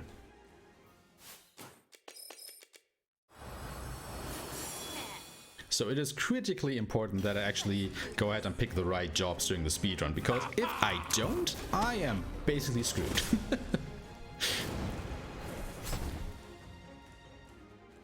So why are we picking the jobs that we do? Well, we made Ulan a black mage because the black mage gets access to all the elements except light and dark. And that just covers a lot of elemental weaknesses over the course of the run. Also, Ulan is probably the best black mage in the game. You would think it would be Dagmar, you know, the big cat guy in the back of our lineup here. However, it is not, because Ulan, on her unique base job, gets access to the 1-to-1 skill, which increases her magic by 30%. And since the damage in the damage folio grows exponentially, those 30% make a huge difference in damage output. Let's do this. It's not even close. Also, let me check something. Oh yeah, I totally forgot to grab more agility on Arpeggio here. Because now that Arpeggio has more agility, he's actually faster than those Mikolovs, which means every time I encounter them now, I will actually be able to kill them every time.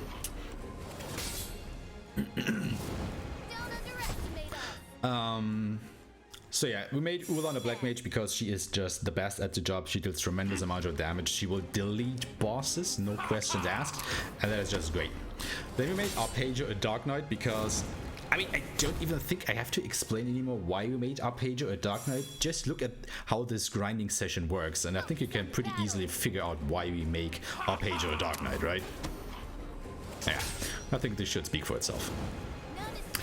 How many runners are there running this game? It is me. This game is run by me and basically run by me only. There was another Japanese runner who got 1 or 2 runs in onto the leaderboard, but I think he has dropped the game since then. So yeah, the leaderboard population of this game is basically back to me. So if you want to run this game, just reach out to me and I will happily discuss strategies and whatnot, because this was also the very first game that I actually routed myself. So all the strategies, everything you see here, I have come up with, and I would very much like to discuss some things with other interested persons. But yeah, I'm basically the only runner so far, and that is also why this run gets featured during Obscurathon. Believe it or not. Oh, the game is just treating you really nicely here. Ooh.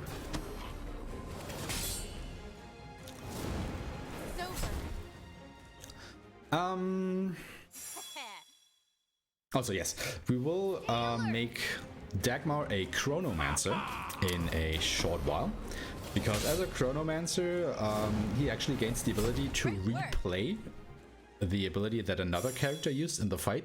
So it's basically like a mimic ability. which will be pretty handy in a couple instances.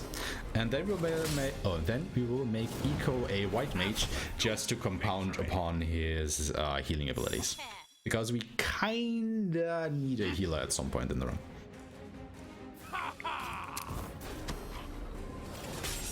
And then later on we will actually go ahead and grab the odd sub job as well, because we, well, need even more abilities to go through the run. Alright, there's the Miglov. We are now faster than them, so we can just outright kill them every time, which is pretty great.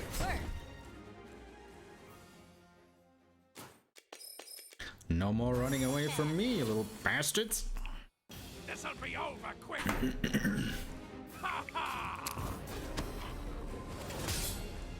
So we have now done 7 rounds, so maybe 5 more and we will be done with the grind here.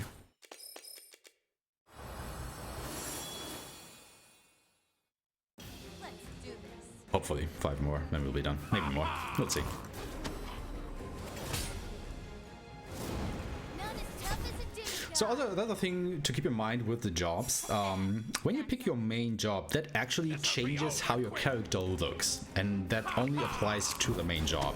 Like as you can see with Ulan and Arpeggio, once again, they look vastly different than they did at the beginning of the run, and the same will happen to all the other characters once you pick their main jobs. Now they would look different for each job that you could choose. So the main job has like a significant impact on the playstyle of the character and also the looks, and it also changes what equipment they can wear. Like for example, Ulan, before she became a black mage while she was still a captain, was able to wield spears, but now that she's a black mage, that changes to staffs, and she also can't wear armor anymore, she can only wear robes. So that is also something to keep in mind.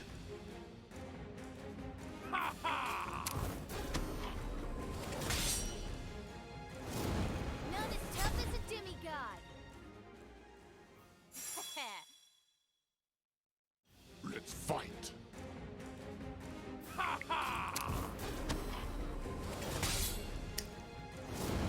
Length of the run and the grinding session is a bit too much for me. Yeah, I can totally understand that.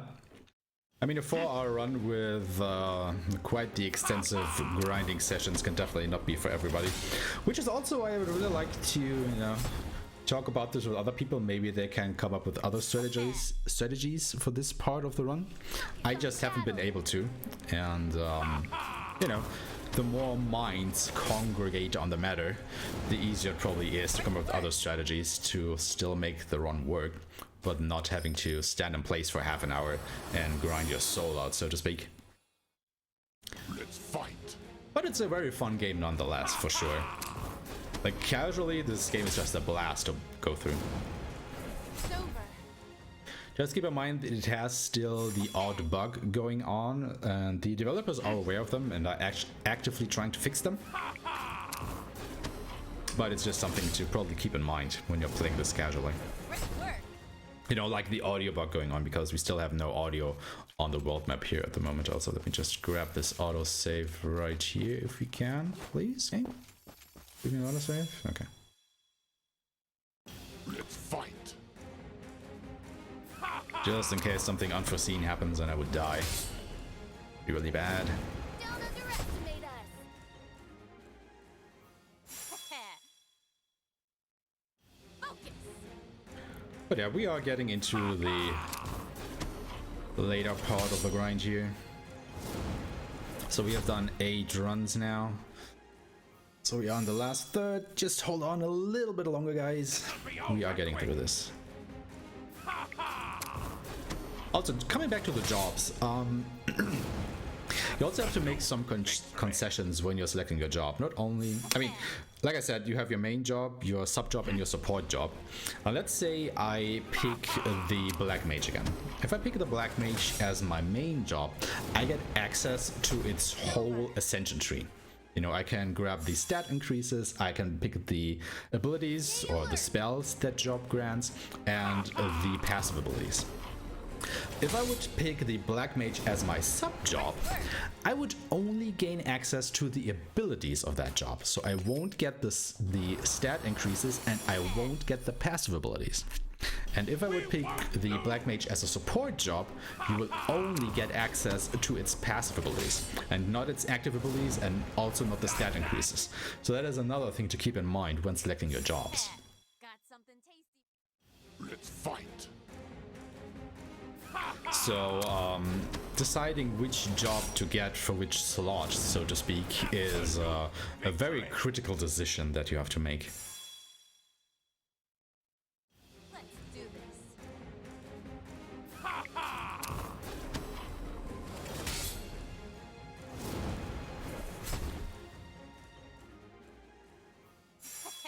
So once again, why are we doing the grinding session at this point in the run? Well, it's easy. It's because of this encounter that we're fighting right here against the 8 bugs, because it gives us the most amount of SP per fight, you know, the Miglovs notwithstanding.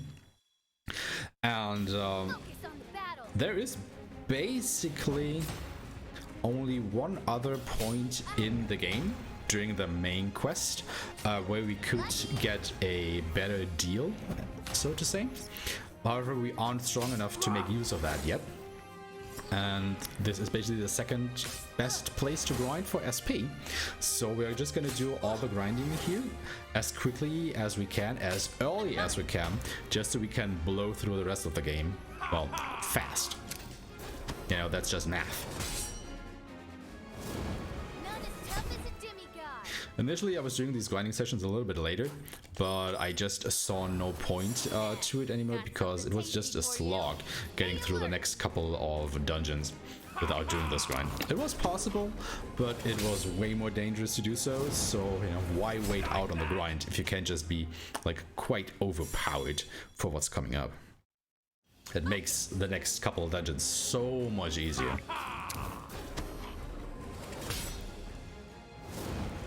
Great work. Got something tasty. Focus on the battle. The only reason why we didn't do it even earlier, like say before we went to Arsendal, was because we didn't have access to the monster bait ability at that point, because guess what? We didn't have enough SP at that point to actually grab it, because it is quite expensive to get.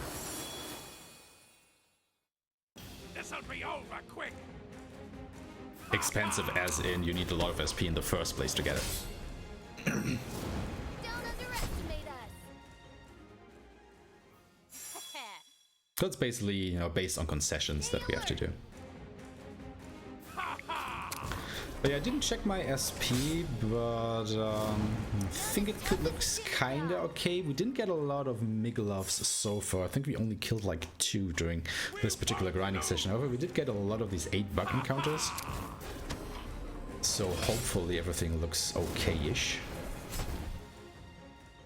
The next time I have to replenish Arpeggios MP, I'll Focus on the take a moment to take a look there.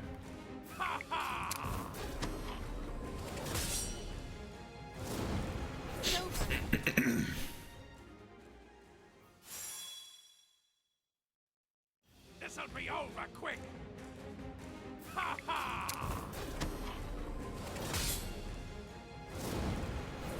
Great work.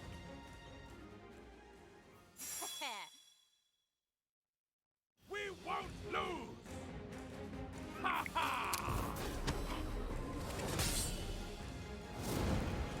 Absolute victory. Yeah, the route could definitely need a few tweaks here and there. However, I just haven't been able to come up with any. So once again, everybody, if you think this game would be for you, do get in contact with me or just start running yourself, and I would be more than happy to discuss strategies and stuff. Stay alert. Because we are getting to the end of this grind and to any grind in the run at all. So after this point, the game will pick up in speed tremendously, while we need 90 more SP in order to finish off here. Focus on the battle. So, maybe we weren't that good on the grind as I initially thought. Because we definitely need to do the 12th round here. And maybe even a little bit more. Yeah, we just didn't fight a lot of Miglovs, I think. That was really a problem. Normally I get about 6 to 8 over the course of all the grinding sessions. And I think we got 4 so far, which is, you know, in total, which is definitely at the lower end of the spectrum. I mean, you know, there's still room for some more to show up, but I'm kinda not expecting it anymore, to be honest.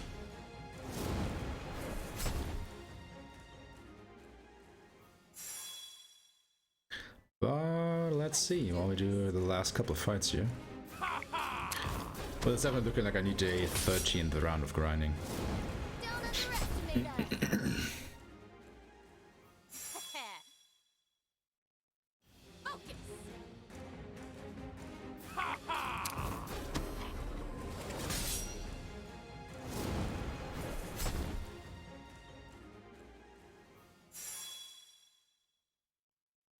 Stay alert.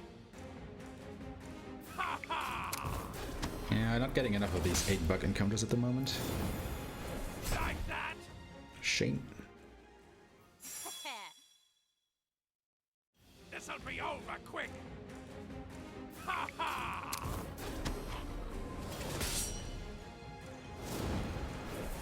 It's over. Okay, let's see, where do we stand? 58. 42 more. Focus on the battle. Now, 2 more Miguelos would be great, Like that? but I suppose we're not getting them. Stay alert.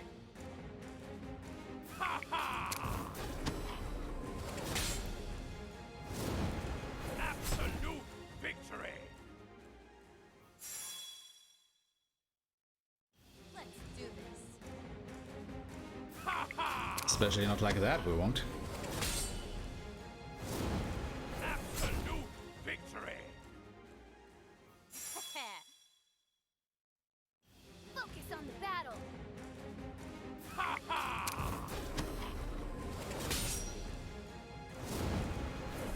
Great work.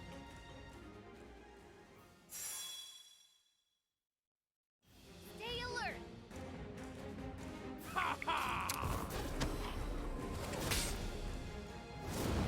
Absolute victory. Yeah, Pedro's haha is definitely something that will get into your mind. We won't lose. Because it comes up every time he gets a turn. And since he goes first during basically every single fight, more or less, it's a lot of turns. He absolutely does.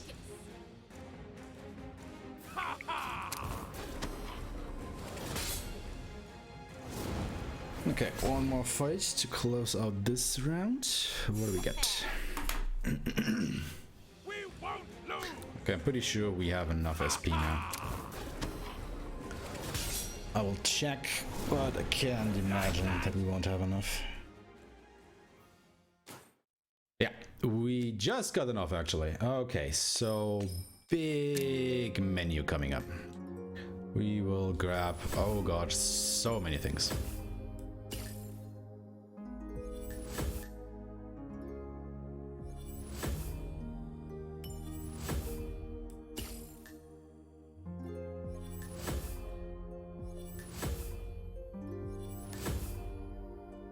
He already has that. So he grabs this and this and this. Some of this. This. This. I can't grab this. So, as I said earlier, Dagmar will become our Chronomancer.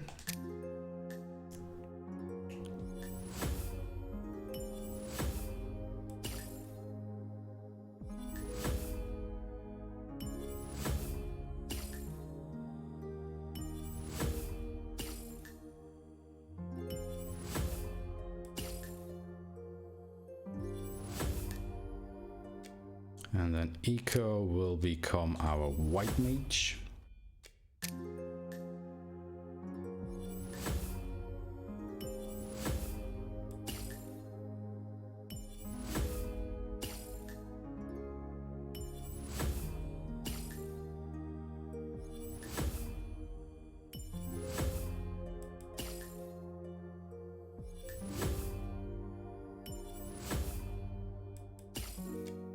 And then we'll equip a bunch of stuff.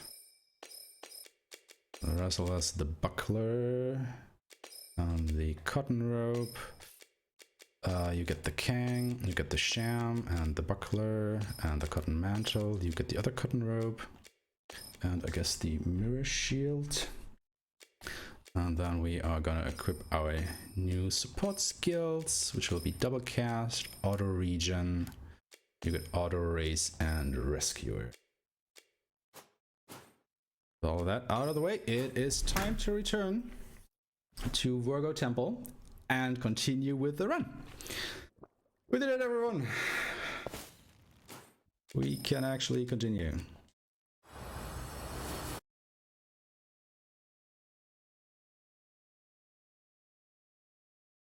We're fighting.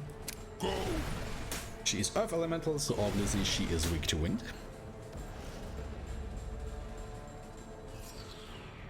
Ready. So we're gonna destroy with wind magic.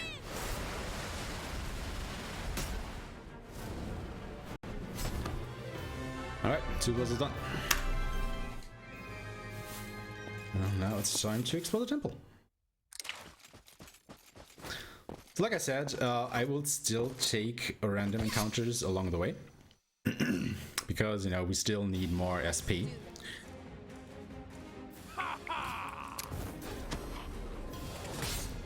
But yeah, all the static grinding, so to speak, is done. We will not stop and grind anymore. Every fight we'll do will be along the way. So yeah, I guess the boring part in a way is done for the run. From here on out, it's all action and going forward. Once again, sadly, the music on the overworld cut out because of the bug, so we won't be hearing a lot of that, which is always a shame. So just hoping that that bug gets resolved pretty quickly.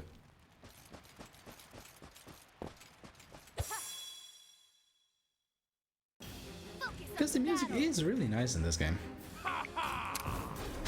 Such a shame that we don't get to hear a lot of it because of that.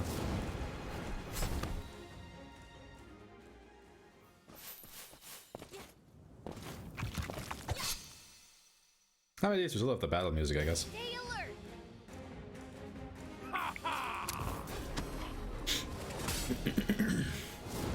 None as tough as a demigod. But yeah, as you can see now that Dagmar and Eco also have their main jobs, they also changed their outfits to the Chronomancer and White Mage respectively.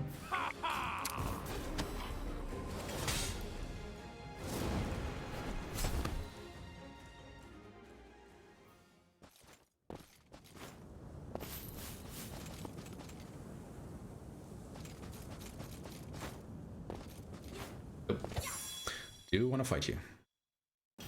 Stay alert.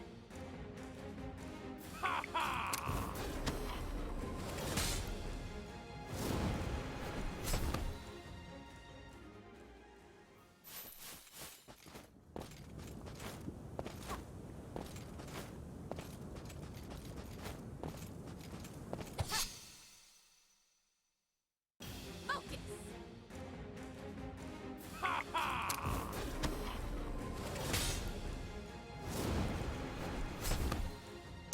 And now in Virgo Temple, sorry. We will also actually grab our 4th power for our ring, which will be Earth. And this is actually probably the most busted power for our ring in the speedrun, because it allows us to do a couple sequence skips, so to speak. So what this will do is we can now summon this statue of Ulan to use as a platform. And let's just say that this has some, I guess, unintended uses that the developers didn't really think about when they programmed that. And obviously we're going to abuse that quite heavily. And once again, I forgot to replenish our page's MP. Silly me. Wait, what? Let's fight. Why am I immediately getting into this fight again? What is going on?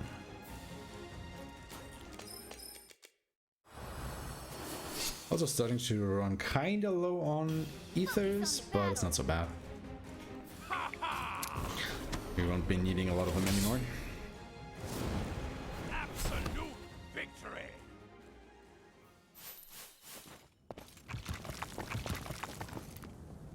So what we normally do with the statue is to put it on switches like this, because that statue is quite heavy, so you can actually press them. And, you know, use it as a platform as we did earlier. Those are the two main uses.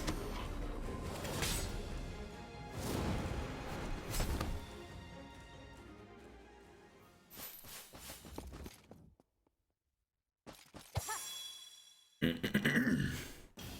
won't lose! And I guess there's a third main use for it, which will come up in just a minute.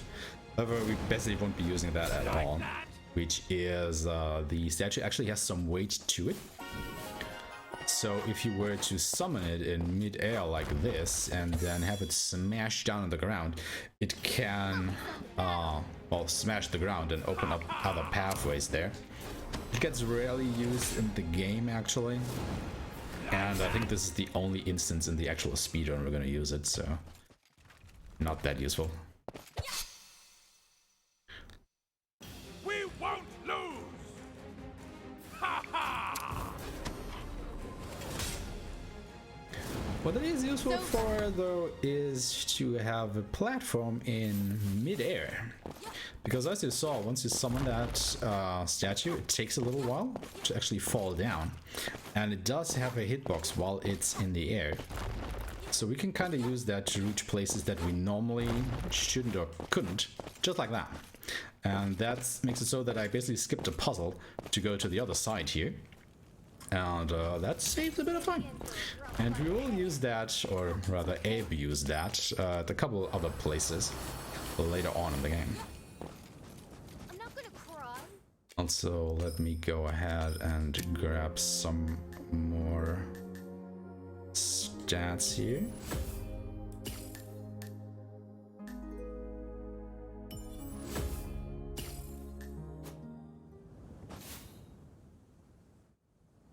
And then we have another boss fight on our hands.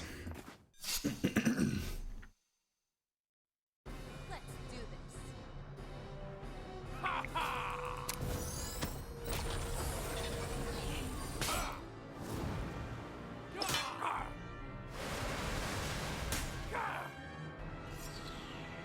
I'm ready. Light. Ice. Go. Let's see.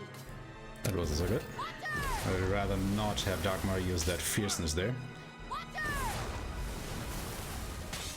Oh well, guess it is what it is. Normally that guy should be dead by now. But he wasn't because I didn't have enough FP to finish him off with one Waterer's cast of Oolong. Sad times. But we're not done yet. We have yet another boss fight to go through. And it's Shala again. Who would have thought?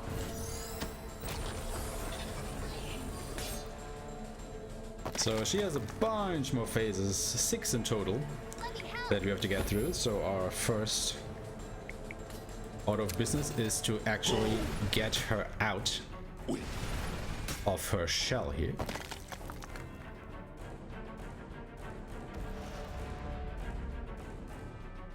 Let's see.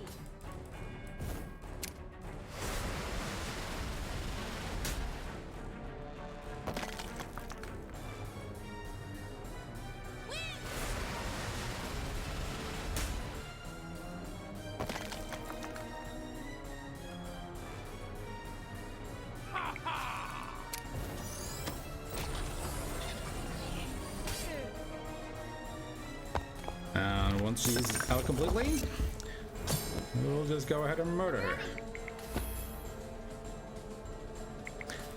Because now we have replay with Dagmar, so we can just replay Ulan's level 3 magic spell.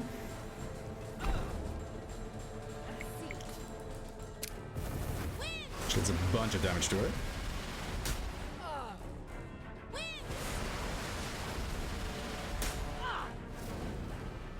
And that's her done. Now we're just gonna clean up the small fry.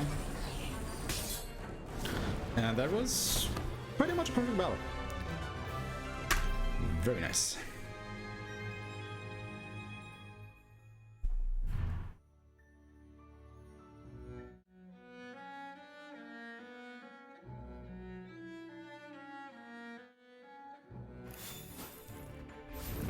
We're back in town again, and once again there is trouble afoot. This time it's in the human region. You know, where the humans live. In Harmonia, so once again we have to rid the town of the noises.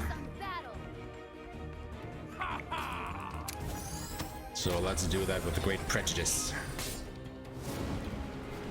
Great work.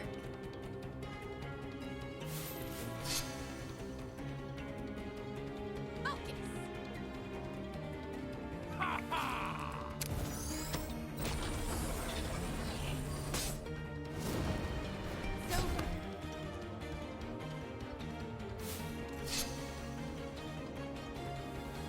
Stay alert. This one. Okay, while we're here, we're also gonna go ahead and talk to Ofer to turn in the quest that we completed before we started the grind. Because he's conveniently placed right here. And we're actually gonna go ahead and accept the quest that we actually want to do for him. But we had to do all the others first because it's a quest line that you have to get through. Damn those noises. Actually, no, this is okay, this is okay. I want to go here Welcome to my shop. and buy this weapon.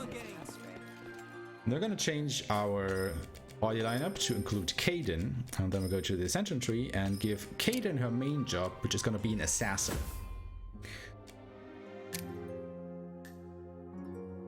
Now, assassins can spread a lot of status ailments on the enemies, and they also gain access to dark elemental magic, and that is basically why we make Kaden an assassin, because we need to dark elemental magic in just a while.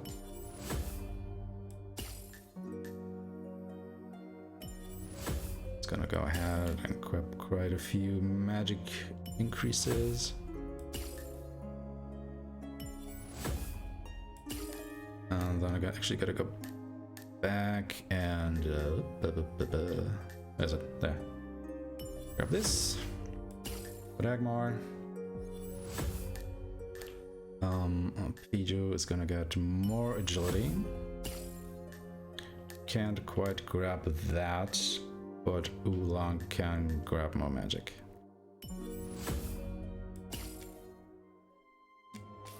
And then we're gonna equip the weapon on Kaden that we just bought here. And we're off. You missed about 4 bosses. If we haven't been here since the grinding started. This is the Make Me Handler shop. Quite lively. Oh, I forgot to talk to him again. What am I doing? For the soul. Ah, crap. I think this is the first time this happened. Because you have to skip a couple of cutscenes, and then if you talk to him again to skip another, and then you teleport out. I think this is the first time this has happened, so I guess you could say this never happened before. You've been awfully quiet, Arpeggio. Alright, now we can go. I think I can imagine why. Okay, here we go. So we're gonna skip a bunch of cutscenes, as we usually do. And we're then gonna go immediately to the next boss fight, which will be back in ASEAN.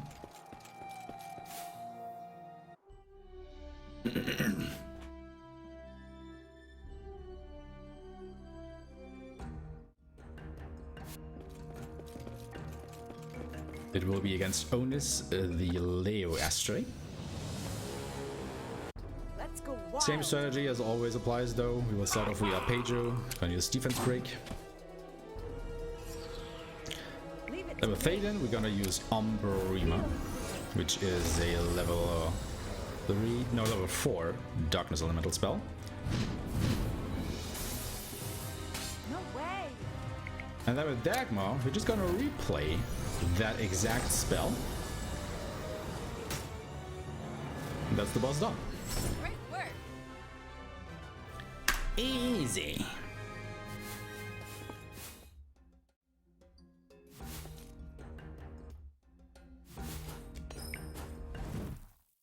And now we will make our way over to the Leo Temple, which is unique among the other temples, because so far, all the temples we have visited were proper dungeons. However, Leo Temple changes that because it is an arena that we have to fight our way through. We need to hurry to Leo. And the way this works is we have to win 4 battles, comprised of 4 fights each. And every time you finish one fight, you immediately thrust into the next with the HP, MP, status elements and whatnot still intact from the battle before. And that is why we did all of the grinding, just so we can grab enough agility increases on Arpeggio so we can basically guarantee that he goes before everybody and one-shots everything. Because otherwise, there would basically be no way to get through this temple unharmed. Well, not even unharmed, but maybe like at all. Because I've tried coming through here at lower levels, or lower power levels rather, and it was basically impossible. You need so much luck to get through these fights otherwise. Because the enemies here will just murder you. I mean, they will still murder me if they can. However, Arpeggio should be quick enough that that just doesn't happen. Well, I think the most dangerous enemies are these black rats, because I think they still, or they have the same amount of agility as Arpeggio, so they could technically go before him. And they also have a really high dodge rate. So, you know, this can still go south just a little bit, so we just have to try and make the best of it here.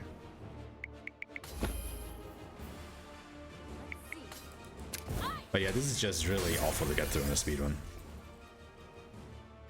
I mean, it's not so bad if you have the power level that I'm at now, but I just cannot see how you would be able to complete this at lower levels.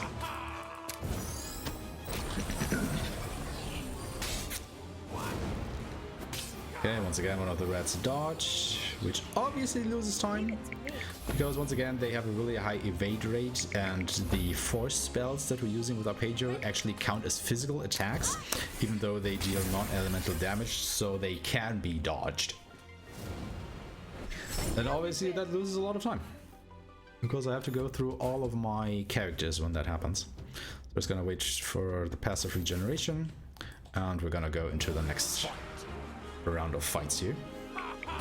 These are way easier simply because the enemies are not as fast anymore. So in battles 2 and 3, all the enemies will be slower than Arpeggio. It's only when we get to the 4th round where these black rats will start appearing again and things can get a little dicey. But we are good for now.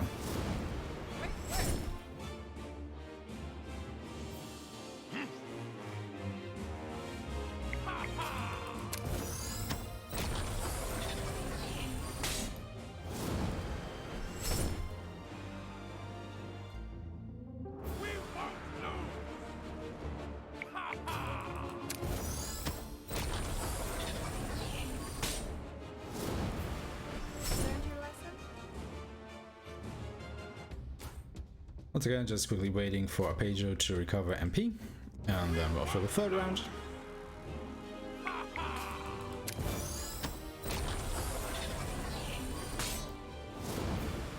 It's over.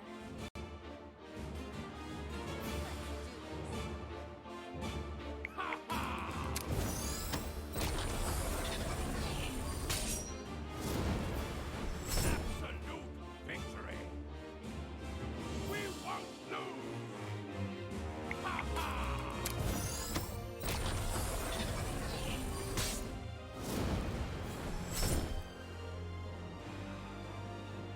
Let's go wild. So like I said, this might look pretty easy at the moment, but remember how much grinding we did to get to this point where we can make this as easy as it is right now. Otherwise, if you're playing casual, you probably will have one hell of a time trying to go through these Colosseum fights.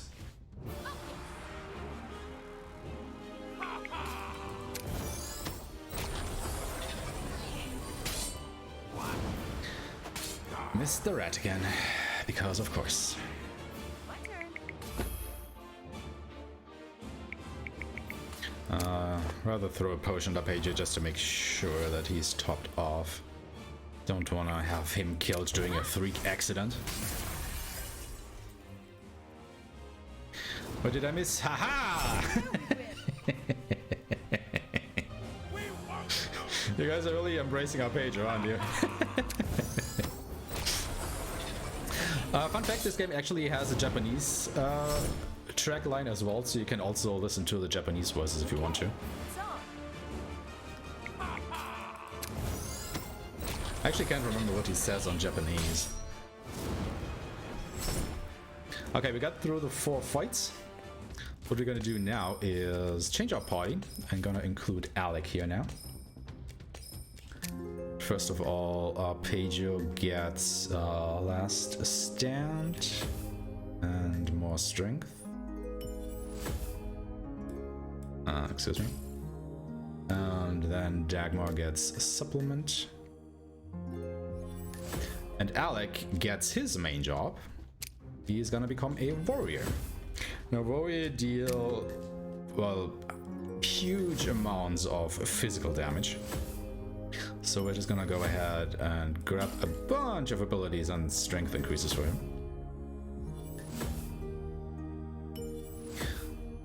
And he is basically gonna become our next main damage dealer. He is starting to outclass Ulan after a while. Because he has an ability called Triple Slash, and yeah, well, that thing just doesn't work. Let's put it that way.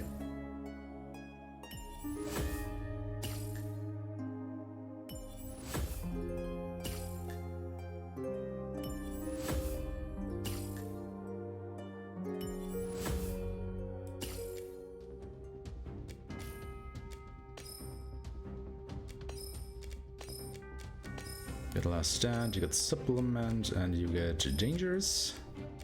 And then Alex also gonna get the other Kang and the Pacekin armor. And everybody is arrested, so we gonna go ahead and fight Onis again now. More or less the same fight, he just has other weaknesses now. But once again, we're gonna defense break him. He is weak to fire. So we're gonna use a fire. And then we're gonna use a triple slash with Alec.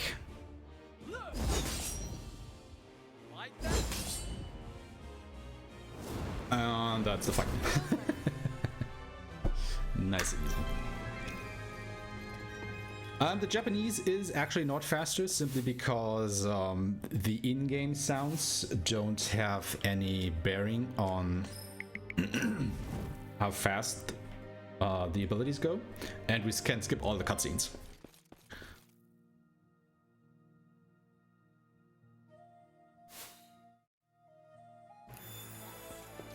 So it doesn't matter at all which language you're playing on.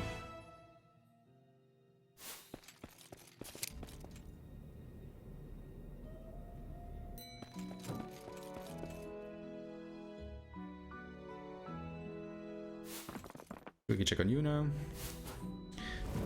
And guess what? There's only one part of the town left that hasn't had any trouble, the Awisi Woods, and that is exactly where we're gonna go now, because apparently there's trouble happening there now.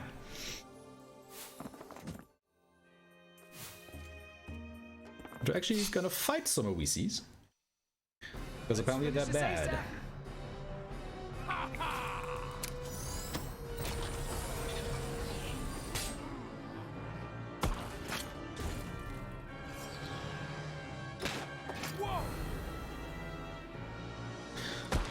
Also, you might see some abilities here that are missing their animations. Again, this is a bug that is currently in the game. The developers are aware of it, and I hope it will be fixed soon. But yeah, whenever you see me use an ability that apparently does nothing to the enemy other than the damage number scroll up, that is because it was missing its animation at the moment.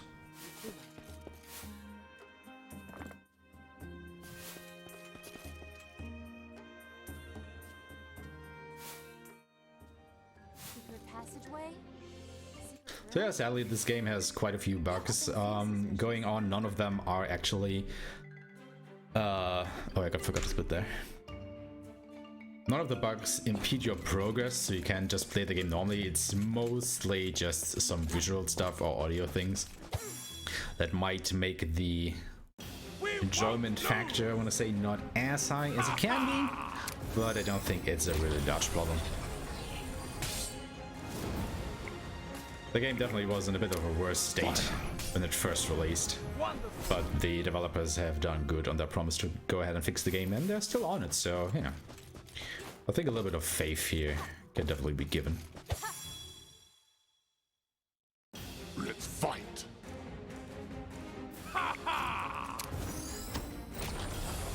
Okay, we are now in the underground walkway, and it is really hard to go around the fights.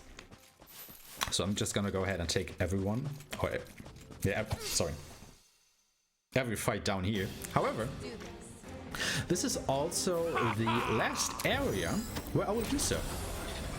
So basically, after we are done with the underground, I will not fight random battles anymore unless I absolutely have to, because they are blocking my way. So once we're done down here, it is boss fights until the end.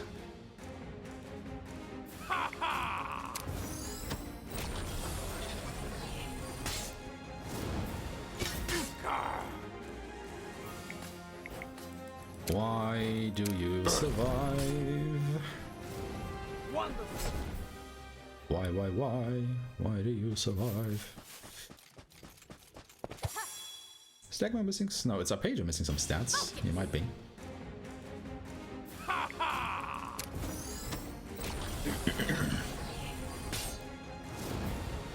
Oh, come on now, really? I must be getting some really low damage roll with Arpeggio at the moment, because apparently he's not able to kill these enemies. Just a damn shame, let me tell you. Let's do this. Come on, kill them. Thank you. But you can also, I guess, see how tightly all of this is routed, because if I just get bad damage rolls, I'm not able to kill these enemies, which loses me even more time, which at least tells me, you know, I wouldn't be able to go very much below that in terms of the level of power that I'm at. It's finished. Leland, forgive me if this seems too harsh, but I think it would be best if Livan didn't. But yeah, the underground area is just a big old back and forth. You go right, then you go all the way left, then you go all the way right again, and then you get to the next boss.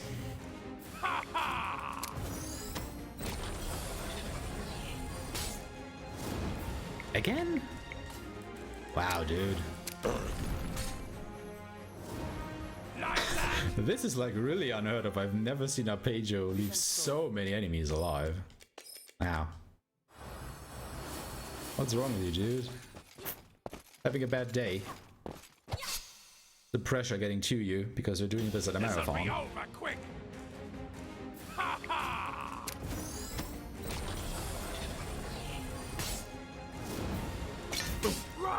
Wow, this is really something. He's like leaving one of these guys alive like every single fight.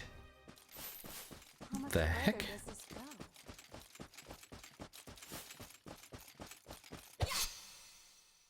go? Ow. Time to fight.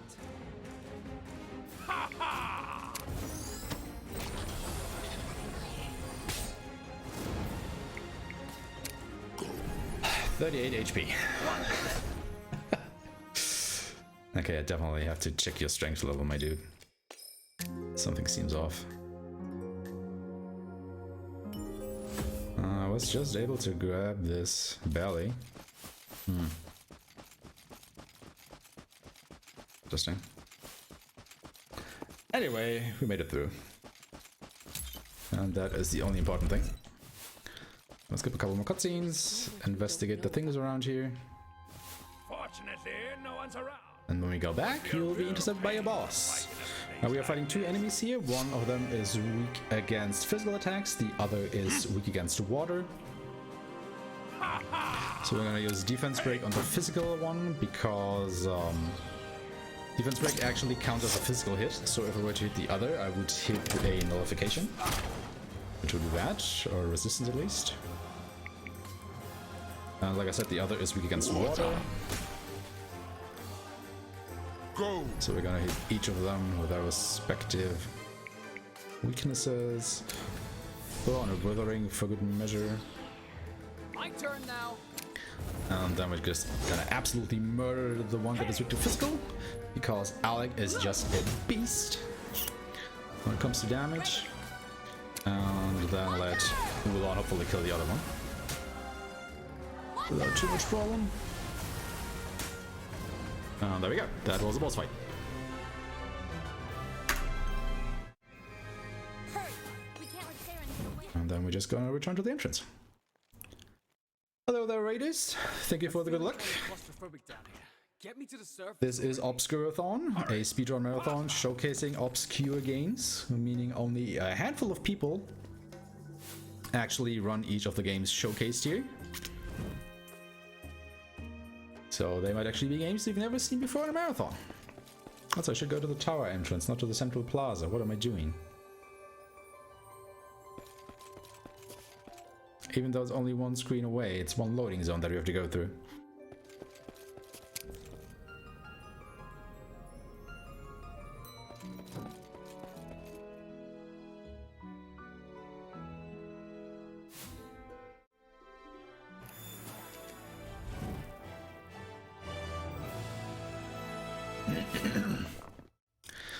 Okay, this next part of the run is a little bit, let's call it interesting. Homeward bound. Because what we need to do is we need to go to the archipelago, to the home of the Uisis now. However, Fedora, our trusty mount, isn't able to fly high enough. So we actually have to go ahead and feed it some fruit Got something tasty in order for to make you. its wings stronger so it can actually fly there. So now begins our great quest in order to find some fruit to eat. Grow stronger. It's a very special fruit, I'm not gonna lie. Before we do that though, I have to fight this thing here 2 times in order to take care of my SP, because I still need more. I'll take you all on. Nice. This is actually a boss that we will fight a little bit later into the run. But for some reason you can find it here if you use monster bait. Like that. So that's pretty nice, I want to say. I don't know, being able to fight bosses way earlier than intended. We won't lose. Ha ha.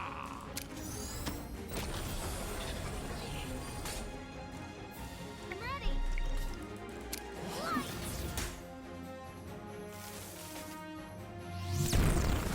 So the way this boss works, one side is weak against physical, the other is weak against magic. And every time you hit a weakness, you have a 50% chance to flip him over to the other side. My turn now. Nice. So it's a pretty interesting boss in its own way. Okay, that were the 2 fights that I need to do against that thing. Switch back to Ulan, and we are on our way. We've got to get the fruit, Fedora. So we now found the fruit, however it isn't the right fruit. You know, we need to do better. So Alec remembers, hey, my father is actually growing these fruits specifically for these Hevalians, as they're called. So let's go and pay a visit to Alex's dad and maybe get some food out of that. Before we do that though, we will grab some more abilities on the Ascension tree.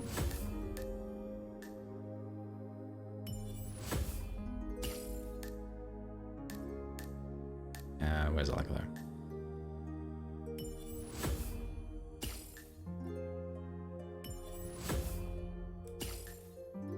Ah, doesn't have enough. Okay, that's fine. So we're back in the Grand Canyon and we are trying to make our way over there now, to where Alex originally comes from. Let's fight. Seen this game a little bit before, it looks like a lot of fun. It is a lot of fun. Absolutely is. It's convincing me more than anything to maybe get it in the future.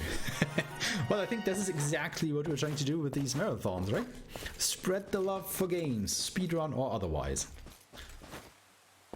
And let me tell you, yes, this game is indeed a lot of fun. Vastly different if you play casually, of course, if you don't know what you're getting into. But, well, I know. So, next boss, Shuludai. He is weak against wind. So let's see if we can help him with that. This is also where we picked up some armor way back when. So we are resisting earth elemental attacks. I'll take you all on. Or even absorb them. So I think it's pretty low. Should deal a good amount of damage to it. Yep, that was more than enough. So we are in phase 2 now.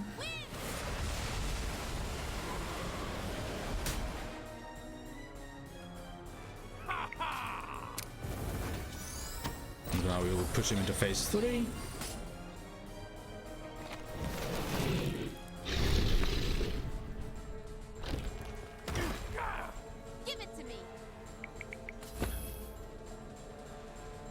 You know what, I think I can just do that. Didn't need to go twice there, Dagmar, but it is appreciated. And we're just gonna kill that thing.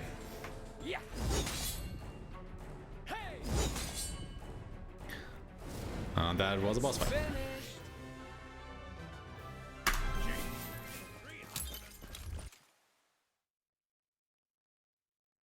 And let me tell you, it took me a lot of back and forth of you know, getting all these strategies down, or at least to know when I would need which ability in order to progress.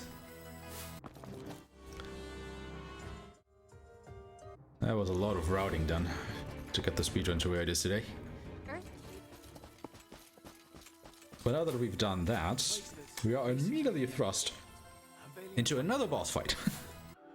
Like I said, this is a boss rush after a certain while once we're done with all the grinding. And it's these guys again. We're gonna fight a lot of fights that are similar to this, because they just keep on coming back. Only they just cannot get enough of us.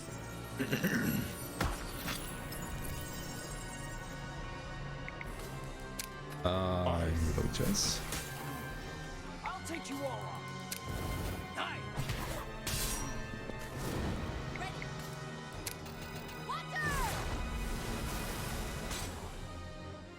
That was actually a pretty good fight. This can go way worse, let me tell you. With them out of the way, we now have the fruits that we need for Fedora. So let's go ahead and feed it to them. Feed them to it. That way around. And then the game basically turns itself on its head because we now have to do the shoot 'em up section. Yes, there are a couple of shoot 'em up sections in this game as well. Just to, you know, keep you on your toes, I guess.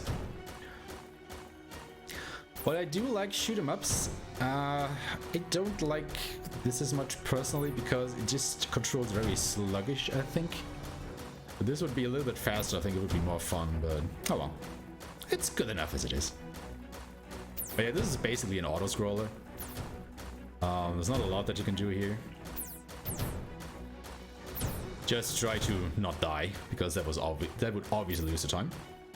thing to keep in mind here is you have all the elements at your disposal for different shots. So physical, water, fire, earth, and water. No, wind, sorry. I already had water. You just have to find the weaknesses of the enemies. You can also grab some power-ups along the way if you kill certain other enemies.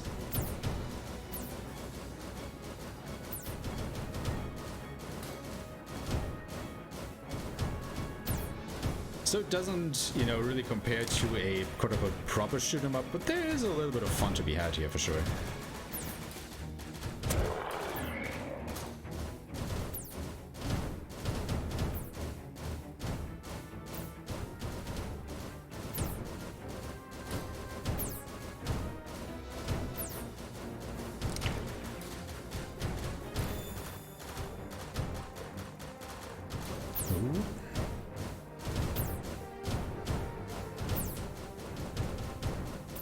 Now, I'm not concerned about a high score or anything, I just want to get through this as fast as possible.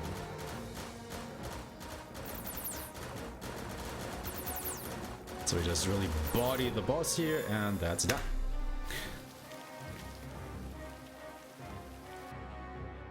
So what is our reward for going through the shoot 'em up section? Well, first of all, we're gonna be thrust into the next temple. I can't wait. And that obviously means we're gonna do a boss fight. And it's this bug again, however this time they're actually combined into one entity. One is weak to physical, the other is weak to magic. Once again, you have to hit the weakness in order to flip it over.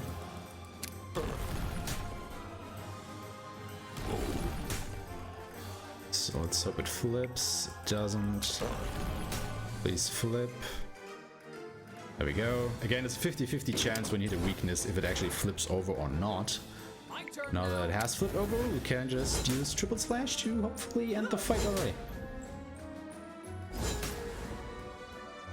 Now keep in mind, we have completed 4 temples, so we have all the orbs that we need in order to get our main jobs. Since this is the 5th temple, we now have the orbs to go ahead and grab our sub-jobs.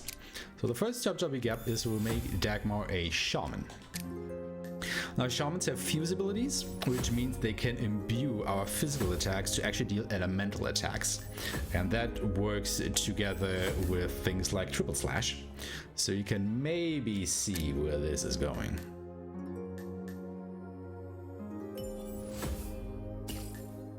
Let me just grab the things that I need here. Also gonna go ahead and make Eco a harnesser. Harnessers are basically buff bots. They increase your stats in various ways and other similar things.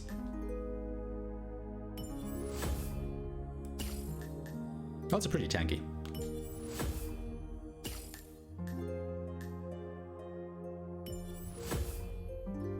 That's actually what we were trying to do with Eco here.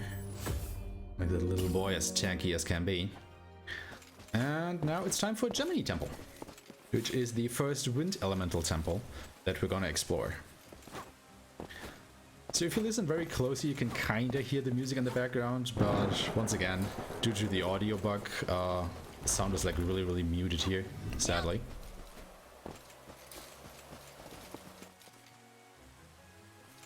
So I would just try to keep quiet so you can listen to it a little bit at least. Once again, we're doing a bit of a sequence break here. Normally we are supposed to go up there and go through some other rooms in order to hit a switch to make some platforms appear in the next room. Well, not appear, but be at certain places. Like these ones, they would form a step ladder that I could go up. Stairs, sorry, not step ladder. However, with the Earth Ring ability, what you can do instead is... oh god. It's a little bit tricky to do. Just not getting the height that I need right now. Oh god.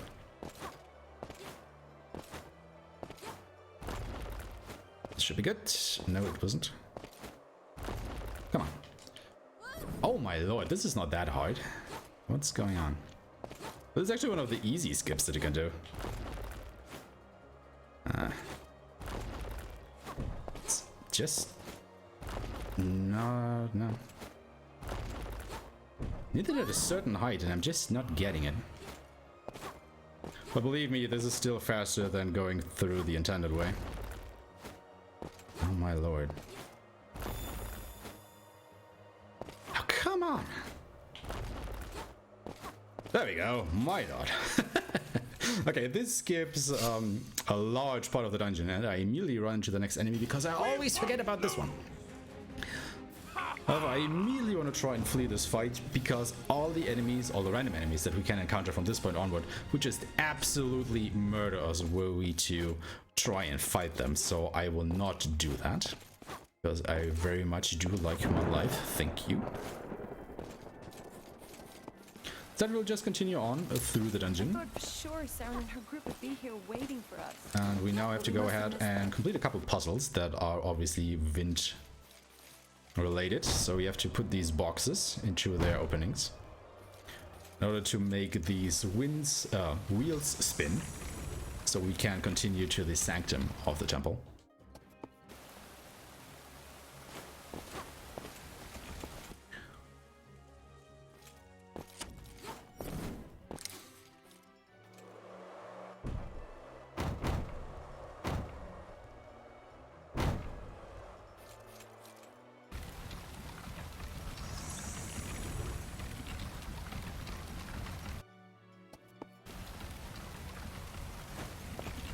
So 2 more.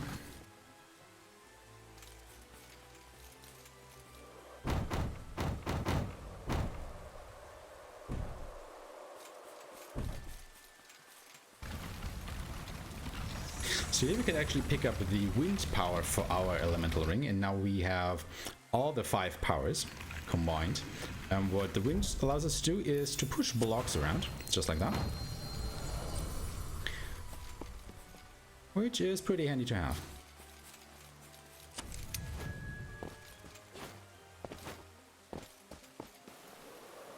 Once again, the game expects you to go to the left and push a block from upwards so you can go over this chasm, but instead we're just gonna use our statue. Serves the same purpose, but saves us time, so why not do it?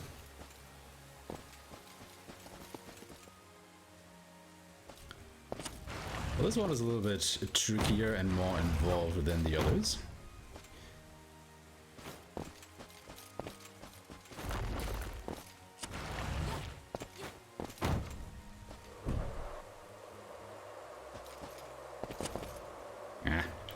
Turn around, please, love.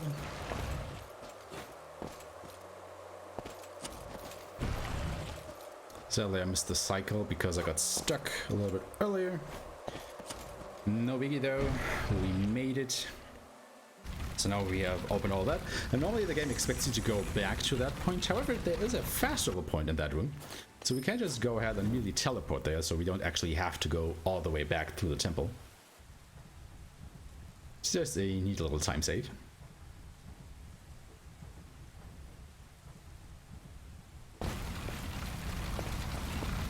Door looks closed, but since all the wheels are spinning, we can actually go through there. No problem.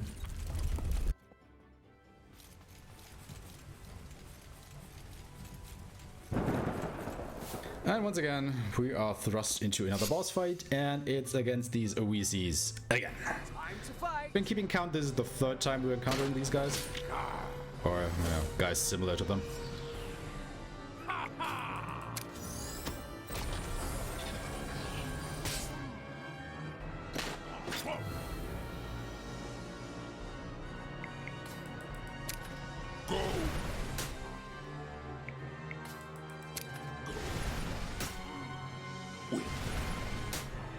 Okay, absolutely boarding that guy.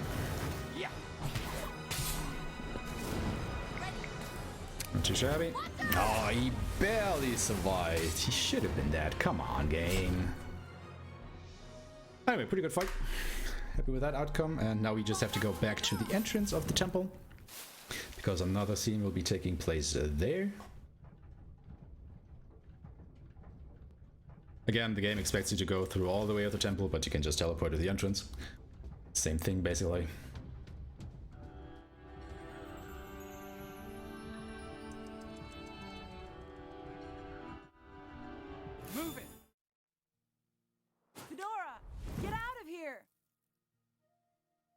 So we're now going to go to the marketplace and...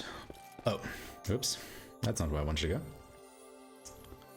Buy a couple more weapons. If you're keeping track, we actually are not buying armor anymore. We are only investing in weapons. We are glass cannons of the highest magnitude at this point. Welcome to my shop.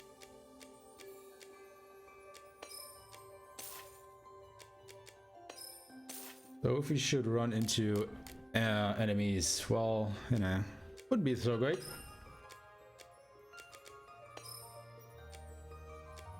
Come again. Because if they hit us, well, I mean, you saw Arpeggio there barely hanging on to life when he got hit once, right? Welcome to my shop. That's basically all of us now. Everything? Thank you. Is that everything? More of these panaceas. I absolutely need these panaceas. All the other things are, you know, the life cores and the angel wings are more or less just for safety. They are revival items. If you're lucky, you may not need them, but since it is a marathon one, I'd rather just grab them. Because, you know, otherwise I could end up in some very, very bad situations. Because once again, we are glass cannons. Basically everything will just kill us in a maximum of 2 hits, I want to say. You know, just like speedruns and RPGs usually go. What can it do? Grab this. Equip that on you. Equip that on you. Also equip the armor. You get the Arc Cap. You get another Zanaya and also an Octan armor. And you get an Octan rope. Good. We should venture further inside.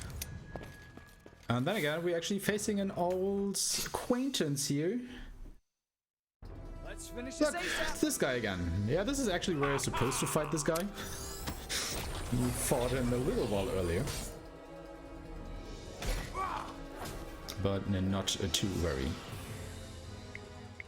I think I will actually do is just use Fire Fuse on Alec.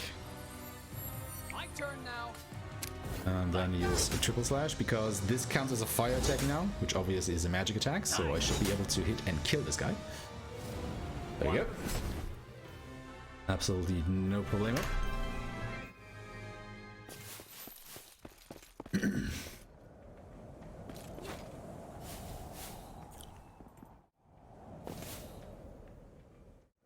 Watch a couple more cutscenes, and now the world actually opens up to us. You know, all the while up until now, this game was a pretty linear affair. From now on, we can basically go wherever we want. What that means is, as I said way earlier in the run, there are 12 temples, each one corresponding to one of the zodiac signs. We have completed 5 so far. In order to continue with the main quest, we now have to complete 3 more out of the 7 remaining temples, and we can choose any which one we want.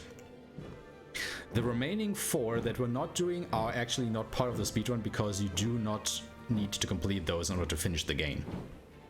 What that also means is that yes, we will be able to grab the sub jobs for all of our characters, but we will never get any of the support jobs because we will not complete the other temples.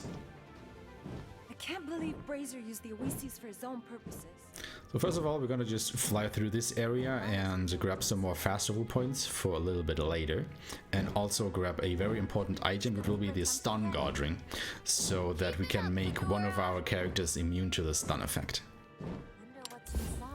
Which is right here, and then we will enter Libra Temple and immediately leave again because we're not gonna tackle this temple just yet. Isn't this by the same devs as Super Neptunia RPG? I think it actually is, yes. Ah, found something.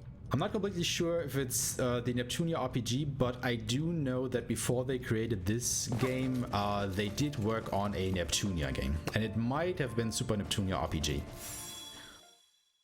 Not 100% certain, but I am fairly certain that is the case, yes. So what we're going to do now is we're going to progress Ofern's quest that we picked up, well, a while ago. We need to pick up some items. One is here in Pisca's Temple. The other is in Virgo Temple. Because we're very close to actually completing this quest now.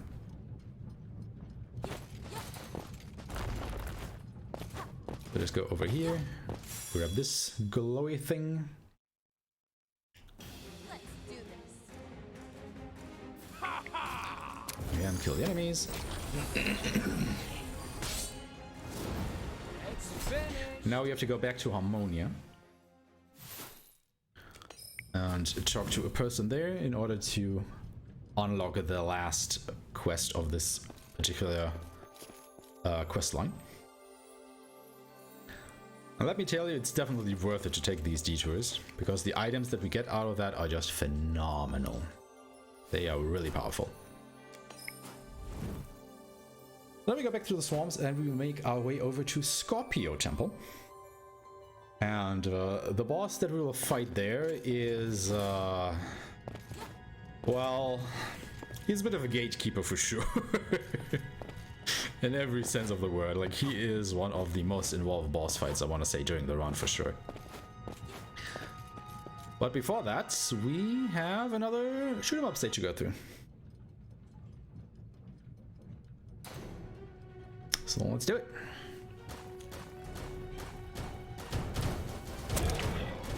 No, this game does not have a super fast forward. You can skip cutscenes, but you can speed it up. Just getting absolutely bodied by that thing there. Lost quite a bit of health already, which isn't exactly great, but I guess we just have to be a little bit more careful from now on.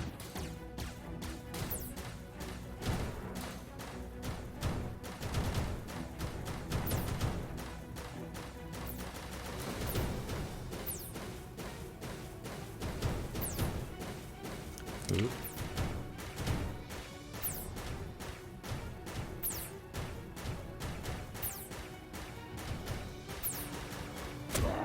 Oh, this is a water elemental. That is why I wasn't doing any damage.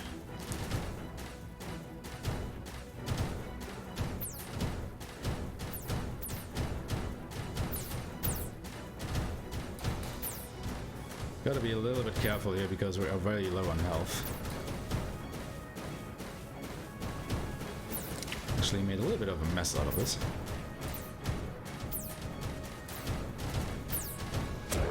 Oh shoot.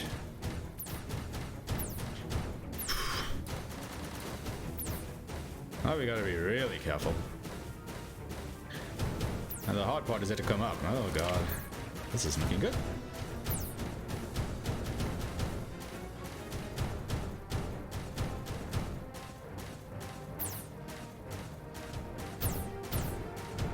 Oh.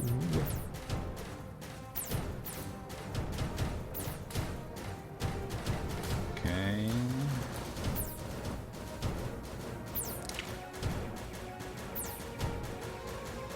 Weaving through. Okay, there's the boss. Luckily, this one is rather easy. Okay, got it. Whew. That was a little bit stressful. Okay, welcome to Scorpio Temple. We're actually gonna change our party to this. Then we have to change our equipment just a little bit because Alec is gonna get the Stun Guard ring. Go to the Ascension tree and grab a couple more things here.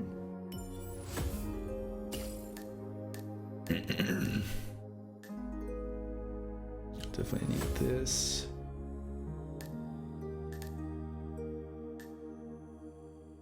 I think I'm lagging a little bit behind on SP actually, which is a tad concerning, but we'll make it work somehow.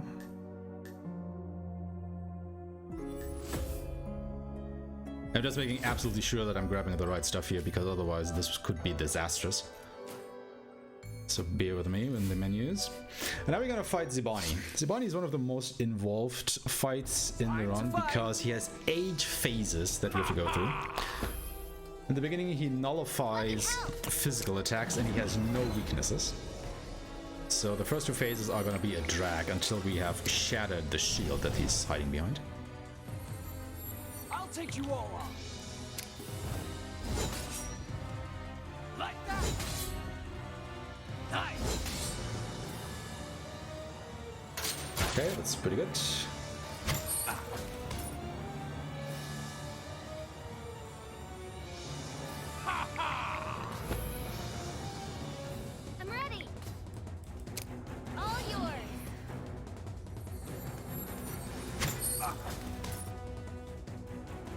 So sorry if I'm not saying as much, but I'm have to be really sure that I do this correctly.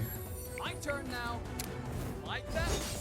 Otherwise this fight can go south pretty fast. Okay, we should have completed the first two phases now, so he will drop his shield and now he will be weak to fire attacks.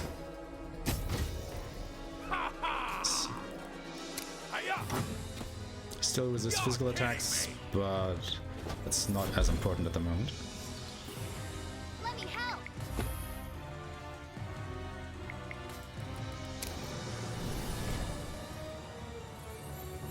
I'll take you all on. Okay, it's gone pretty good so far. Yeah. Like that? Because now we can finally actually gain FP. Which is obviously helpful. So yeah, a couple of the animations here are missing. Like I said, it's a bug. The developers are aware of it and trying to fix it. We just have to grin and bear with it for now.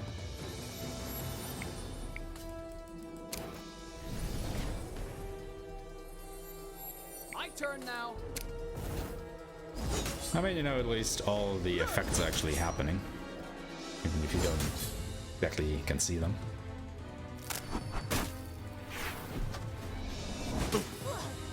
Okay, this is the attack that we don't want to see, because it would probably kill off... Yeah, well... We got auto-resurrected, so at least that's good.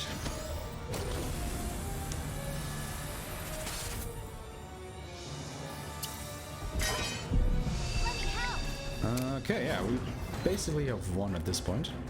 Because this is the last of his phases. He is weak to physicals now. So we can just use Alec and absolutely murder that guy, and that is the Bonnie. That was a really clean fight. Yeah. Really, really clean. I mean, he did use the Omni Iceor hit, but luckily Eco's Resurrect Ally support ability kicked in and brought us back from the brink of destruction there. So that was a really good fight. Really happy with that. And now we are free to go ahead and explore Scorpio Temple. It's a bit of a mind bender for sure, as you can probably already tell. Wait, I'm not supposed to go through here, am I? No. Oh, yeah, I'm supposed to go through here. Sorry. Come on, hit the block. Thank you. So the main gimmick of this temple is that you have to push these blocks while turning the screen upside down every so often. Which can be a little bit disorientating if you do it the first time. But I guess after a while you just get used to it. I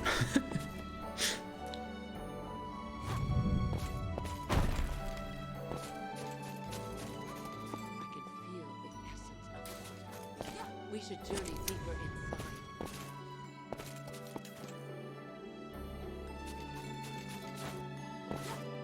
There we can go up down this hole, and this is the optional fight that we can do because of the quest that Orphan gave us. This is basically the last step in order to fulfill this quest. So let's have a go at it. Oh, we even got a preemptive strike, that's pretty nice.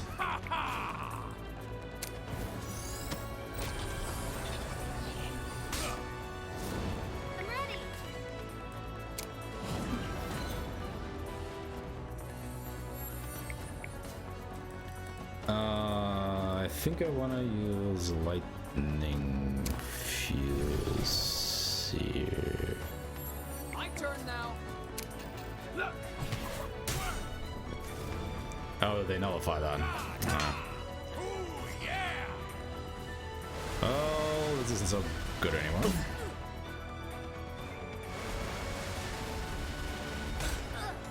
Sorry. Might be in a bit of trouble here. Let me help. But this is why we bought the revival items and other things.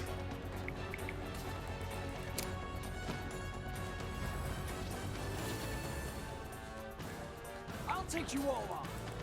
Look. I mean, it's basically my own fault. It's because I didn't pay attention All yours. to the enemy's weakness here. So things deteriorated really quickly.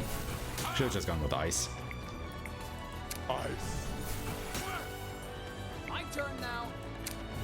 Like Anyway, this should be over with now.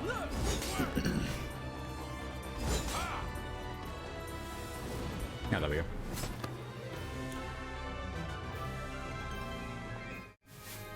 Alright, now the only thing that we have to do is actually go back to Ophern and turn in the quest. But then we can grab our items, and we will do so once we get out of this temple here. Because we're not done here just yet.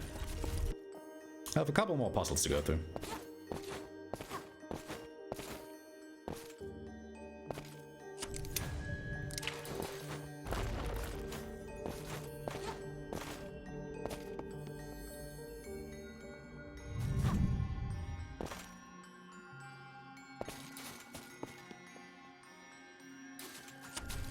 So this is where we get the upgrade to the water power of the ring. And what this allows us to do is that we can now walk on water. You can actually grab an upgrade to each of your elemental powers of the ring. So fire, water, earth, and wind. There isn't one for the physical one. And each of them basically grant you a new ability to use. However, we won't be getting the earth and fire upgrade because we will not go to any more fire or earth temples. We will only grab water and wind.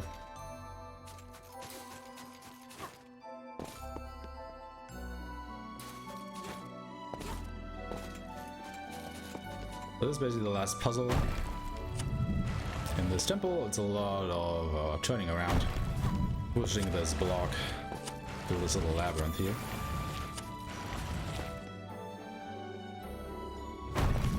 I will grab an Omni Ether X right here, which is critically important for the very last boss of the game.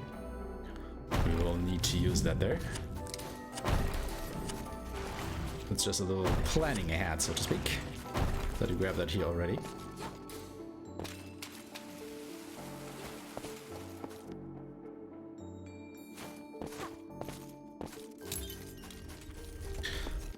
And that is Scorpio Temple done. Well, basically, still have to go through these cutscenes here. Oops. What am I doing?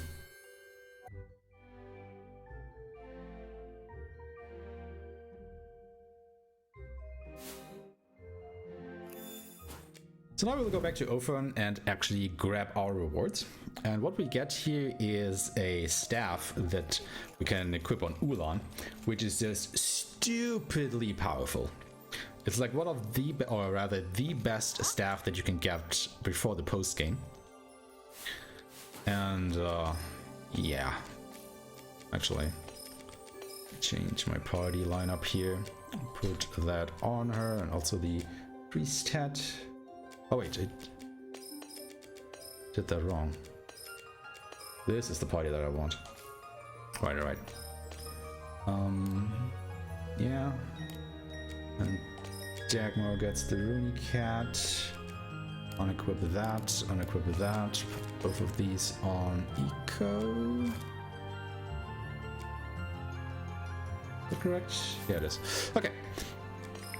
Yeah, sorry. Once again, I just make absolutely sure I'm equipping the right things on my characters here, otherwise things could go south really quickly. And now we're actually back in the swamps, because, you know, we've done the Pisces and the Scorpio Temple, so why not go ahead and do the Cancer Temple as well, right? It's just right around the corner. Now that we can walk on water, well, that makes things even easier for us.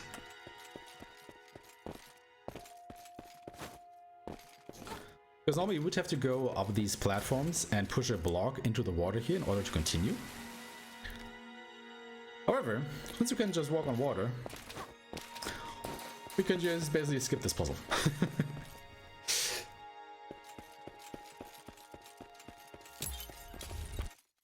And it will just keep getting more and more broken from here on out. But first of all, the Cancer Astray. This is Kokinos. He's a cute little bugger, isn't he? I just love him so much. Oh, look at how cute he is. Let's murder him. Let me help.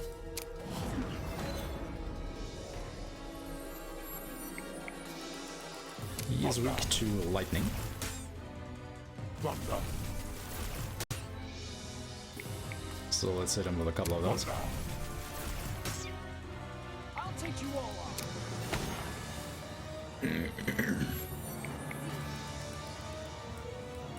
There's Nexus. So yeah, sadly that spell also is missing its animation. Once again, nothing I can do about it, it's just a bug. Hopefully it will get resolved shortly.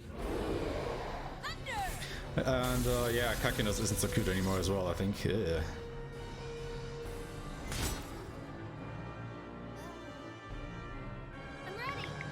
Look at that. Interestingly, he is weak to dark elementals now. That is why I use Umbrifuse on Alec. My turn now. And Murray. Like that? Hey! Boss fight done. So now we are free to explore Cancer Temple.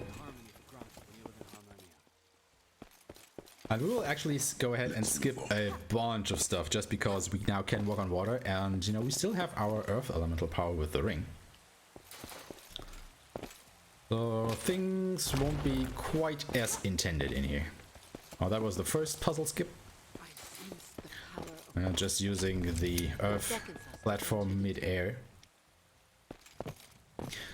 to skip that, and then we can just walk on water here. Otherwise you would have to do a puzzle to make this wheel turn in the other direction, so you can use a platform to go to the other side.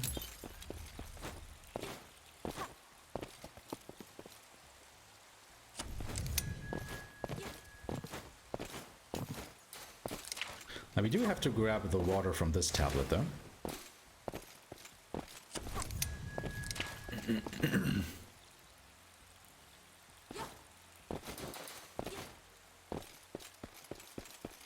And now what you're supposed to do is you have to push these boxes down here in such a way to form a bridge that you can stand on. However, you only have to do that with this very first block. And put the water in, because with a very precise jump off the first block you can actually reach the next block without having to push that into the correct position as well. So, yep, made it. That saves a little bit of time. I made it. And now once more use the stone power in mid-air to make this jump, and this saves a big puzzle where you normally would have to go out of your way to make this very big wheel turn with a platform attached to it in order to continue. That saves a good 2 minutes or so, I think, because we don't have to do that, which is nice. And now the game crashed. Obviously something else had to go wrong. It's not too bad. The game just made an autosave because you just completed the temple. So we won't have lost that much time. We just have to boot the game up again and continue from where we left off. But obviously, you know, this will lose us a minute or so.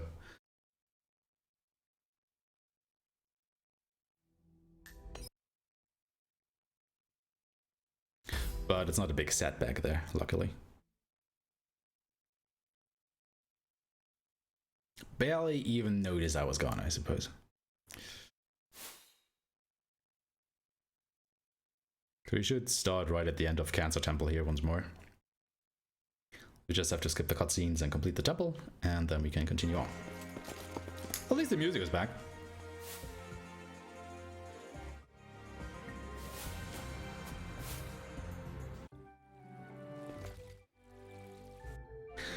So now we have completed 7 temples, so it's time for the 8th one, so we can continue with our main quest, and that will be Libra Temple, where we had gone to like a little bit earlier when we picked up the Stun God Ring. Let's again change our party, include Arpeggio here. Astria grows stronger. Oh wait, no, wait, what am I doing? I need to include Arpeggio after the fight, not before. Oopsies, my bad.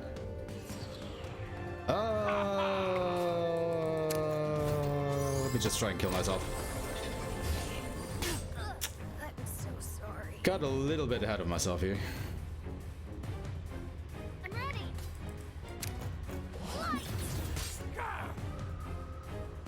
Ah, come on. Just kill me. Kill me, please! But the problem is that Pedro has the last stand ability because he's a Dark Knight, so he can sometimes come back from the dead, so to speak.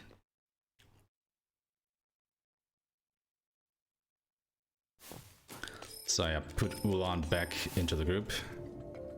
I have to put Pedro in after this fight. Let's do this. Yeah, I got a little bit ahead of myself here. No big deal though. Let me help. So this is where we bought the Panaceas. We put that on Alec. This guy is weak against Earth, because this is a Wind Elemental Temple. So we're gonna bugger him with Earth spells. Okay, pretty good. I'll take you all on. Once again, use Omni Courage to increase our strength. Then we need Ulan to use Talamus to absolutely wreck this guy's face in. This will push him into phase 2. You will start with Omni Punishment, which deals various status ailments to your party. Ever since Eco is immune against confusion and stun, you can just go ahead and use an Omni Panacea on our group, which gets rid of all of these. Then we use Aerial Fuse on Alec, because he is weak against light now as well. And then Triple Slash our way to victory.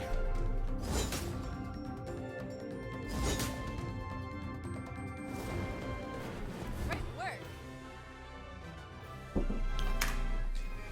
And now we put up Pedro in the lineup. Grab a couple more notes in the Ascension tree though.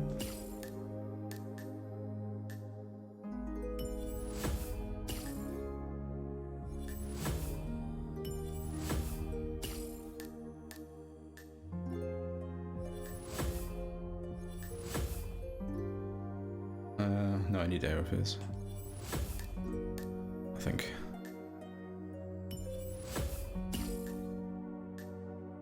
Okay.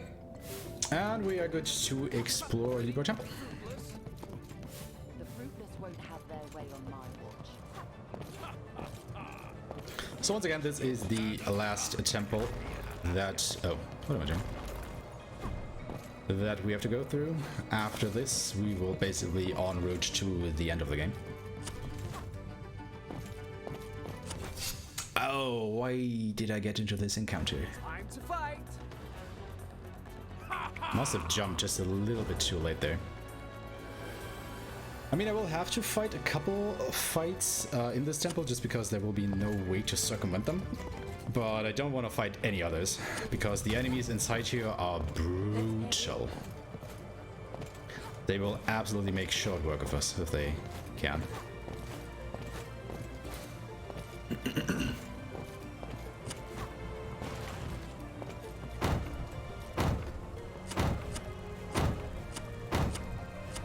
Come on, get over there.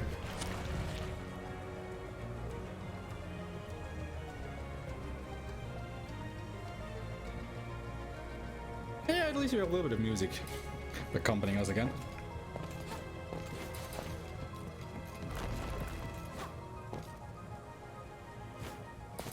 Well, because we reset the game when it crashed.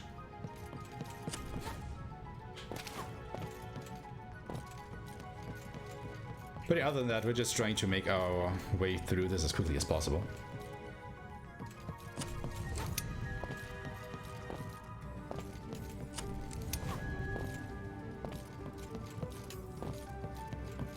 Now we do have to take this encounter because the space is just so narrow. Be over quick. So, fingers crossed. I mean, Pedro is probably too weak to kill these enemies, so we'll have to try and survive one round here. You can already see how much damage these enemies are dealing to us. Like, if they were to use multi-target abilities, yeah, things wouldn't look so good for us.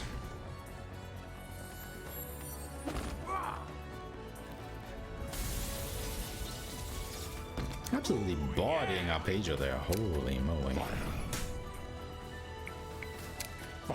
Just trying to get a little bit of FP for Alex so you can use Omni Slash a little better. And that should get rid of all the others. Alright, perfect. I mean, Arpeggio died, but he is not as useful anymore now because Arpeggio really shines against random enemies, not against bosses. And, oh my god. Am I getting into all these encounters now? And since we're not fighting a lot of random enemies anymore, Arpeggio's usefulness has basically run its course. I mean, he would still be in some fights, simply because he does bring defense break to the table. However, his presence won't be as pronounced anymore as it was at the start of the run.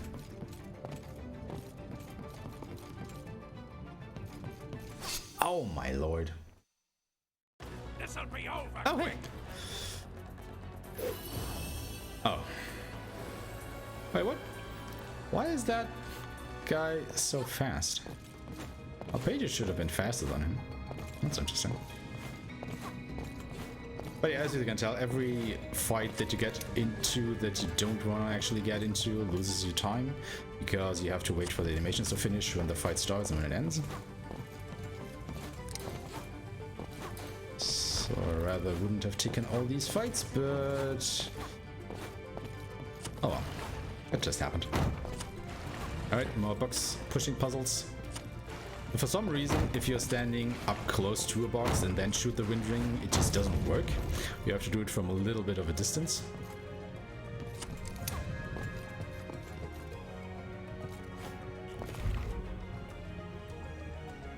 And then we activate the first wheel here. Now we have to go to the other side of the temple and try to activate the second one.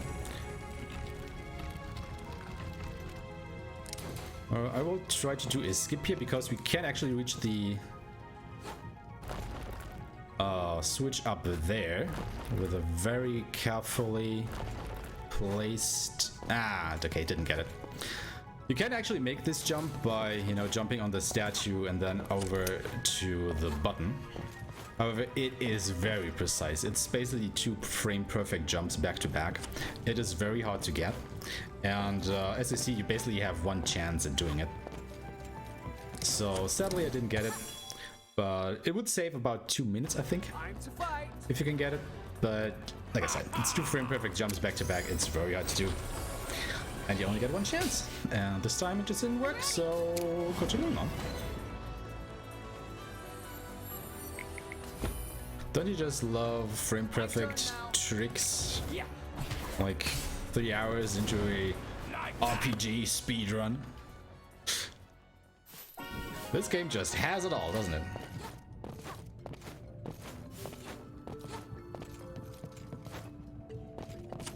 Okay, more box pushing.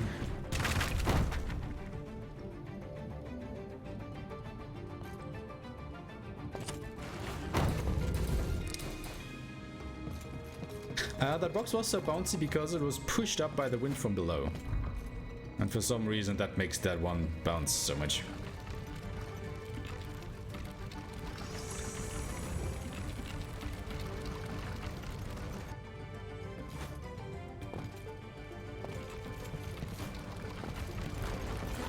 Okay, proceeding to the last area here. This is where we get the wind power upgrade. And what this allows us to do is we can now glide in mid-air. Just like that, so we can basically fly a little bit. Allowing us to reach places that we couldn't before.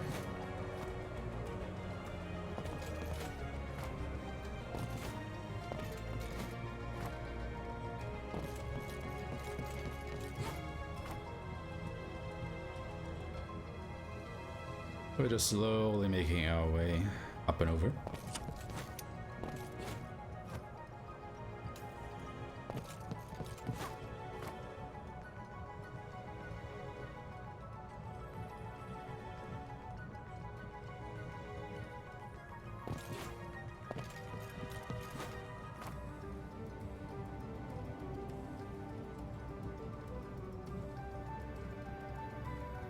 And this last part coming up, now I don't know about you guys, and while the music, you know, in this game is really beautiful, I just can't help but get reminded of another video game series whenever I see what's happening right here. Because, you know, we're just gonna fly through these bramble patches. And I just really would like to listen to some Stickerbush symphony at this point. Maybe you guys might agree to that. Again, music in this game is beautiful, but I would just really love some symphonies.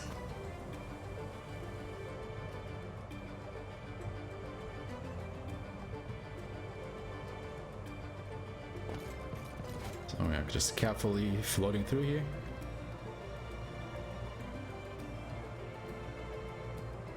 For some reason, this is as good an explanation as I expected. Happy to provide at that point.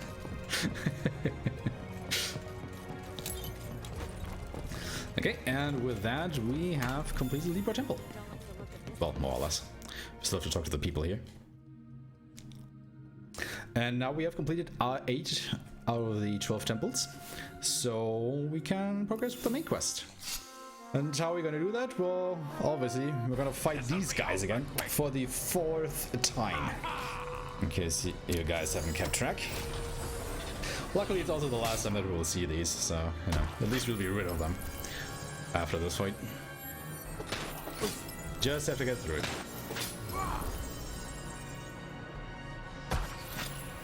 Somehow. Hopefully. Let me help.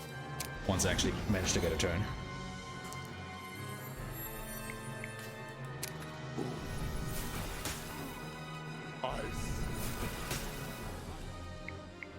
Let's try to bully this guy a little bit more. I'll take you all on. Come on, big Omni Slash, dude. As good as it can be, I guess.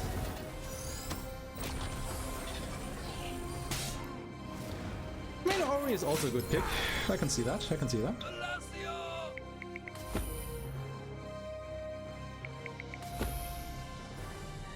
My turn now. Yeah, but I just want to make sure that this guy actually dies, because he can be a little bit of a prick. Alright. Fight's done. And now we actually gain access to the home of the Owyssys, Wyndham. Getting stronger and stronger. So let's go over there. At least we're rid of them. Or will we? No, this was actually the last fight against them. They are not coming back.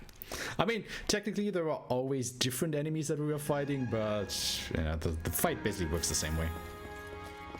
Alright, let's do a little bit of shopping here. We need some new weapon. We are gonna buy 2 of these. Oh, crap. That was the wrong one. We're gonna buy an Albali and then a Nuzzle. Oh yeah, that's it. Oops. God, my menus suck today.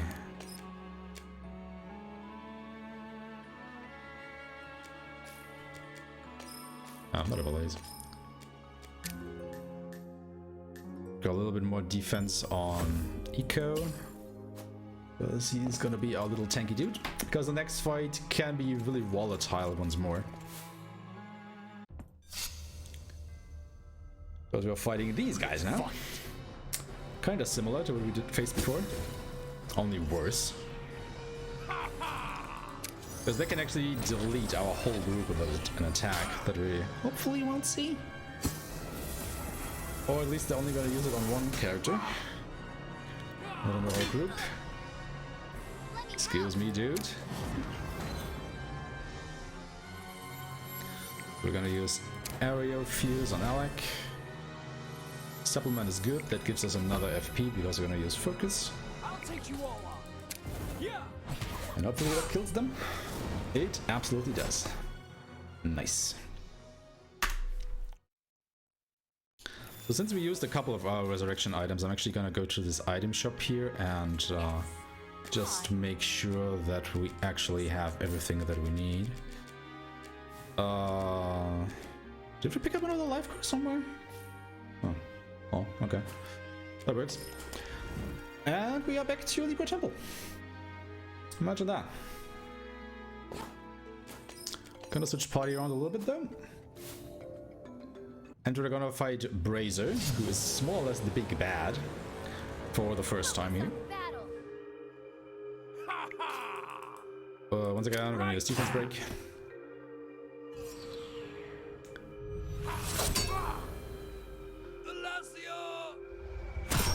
Oh, this is bad.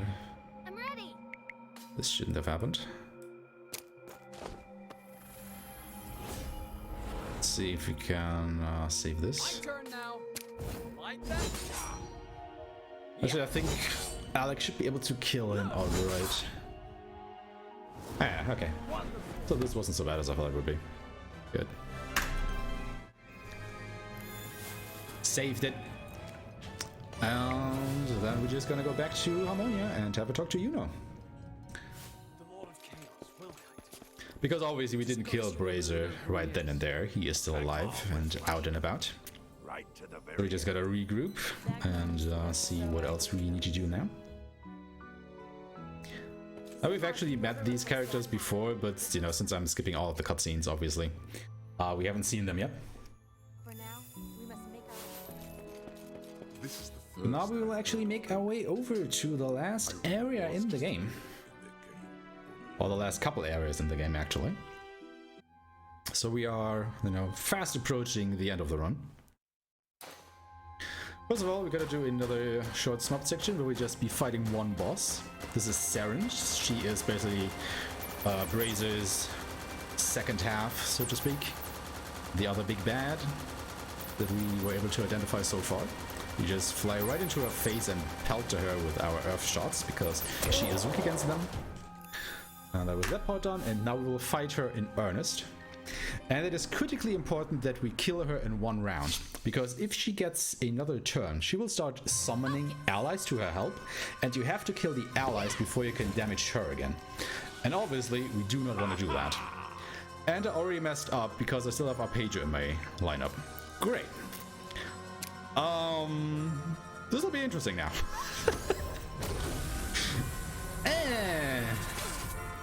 I had to change my group. Okay. I'll take you all on. Yeah. Maybe I should put a little bit more attention to what I'm actually doing during the run. Okay, it still worked. Because normally I would use an Earth Fusion with Alec there, but apparently it's not needed. Yeah, this... wait, no. What am I doing? The Zima goes there, and then Eco, Zima, Arpeggio, Alec. Okay. Oh my god. Also Alec. Can pick some more stuff up.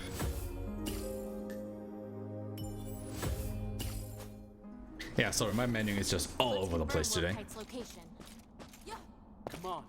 Let's hear Goddess Yuno. Okay, one more fight that we have to go through here. We can do this.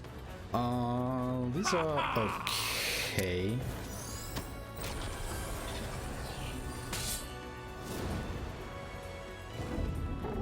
Okay, that missed, that's good. I'm ready. They absorb physical, that's not good. They are weak to light. I'll do my best. My turn now. Could probably just kill him with magic though. It's finished. Oh well, doesn't matter. I appreciate your help. Come on. Don't want to fight you, just come out. And then we'll be immediately thrust into the next boss fight against Chimera. It's a bit of a pushover actually, because she is, or it is, weak to physical attacks. like that.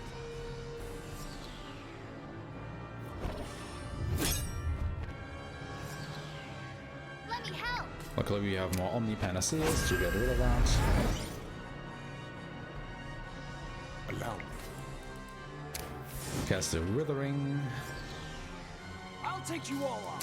And a good old double slash should take care of this phase. We're on the second phase now. Peijo can just chill a little bit.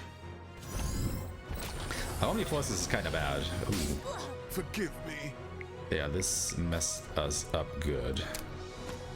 And I kinda need Zemo here. I'll do my best. Because we need Umbra Fuse on Alec.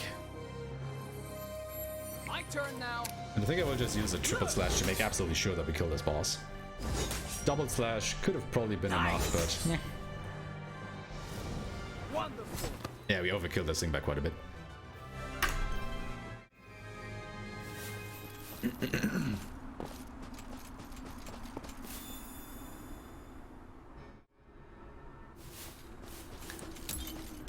Okay, how are we looking? Just wait for the HP to regenerate. And then this is the point of no return.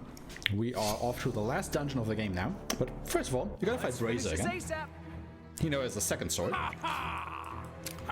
For some reason. I don't know why he used that before.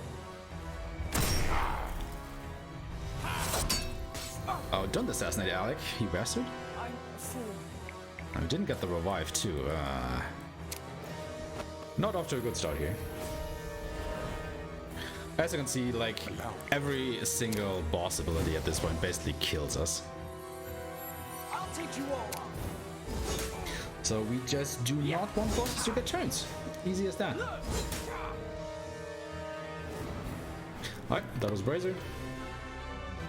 He is dead for good now, and we are off to the last dungeon of the game. Harmonia Tower. Alright, we are off to stop the God of Chaos, Wulkite. So this is quite the labyrinth. I just have to make absolutely sure that I go through the right doors here, so I don't lose my way, otherwise, well, bad things might happen. Also, once again, sadly there is no sound because the audio bugged out. I hope you guys enjoy the run nonetheless. Wonder what's inside. And it is critically important that we open these couple treasure chests with these very specific armor pieces inside them. Because if we do not pick up these armors, there's basically no way for us to kill to kill the final boss. You need those armor pieces. How could I, a champion of harmony, And then we're gonna buy realize what was 1, 2, 3, going on this 4, whole 5, 6. time? I am a One fool. more weapon for Alec. So he's a little bit stronger for the final fight. So this was the first half of the final dungeon. This will be the second half. So we are really close to the end here. Maybe 10 or so minutes left in the run. And the music is back. Nice. Right on time. I'm actually gonna take this fight. I could circumvent it, but it's a little bit finicky. This'll be over quick. And this time I can at least, hopefully, make sure that it will be out of my way when I come back this way, because I actually have to do a little bit of backtracking here.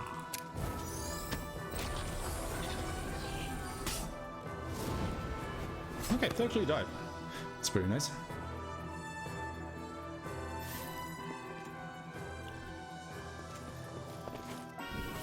Okay, just making sure that you stay where you are. Absolutely freeze him in place, very good. So we will go middle, right. So that is middle. That is the next middle. And then we'll go right. And we'll go middle and left.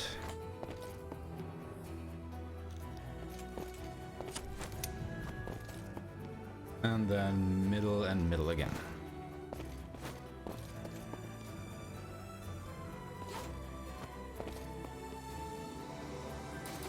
And then we will pick up another treasure chest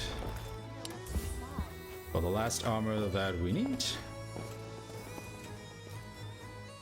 And then we will do one last menu.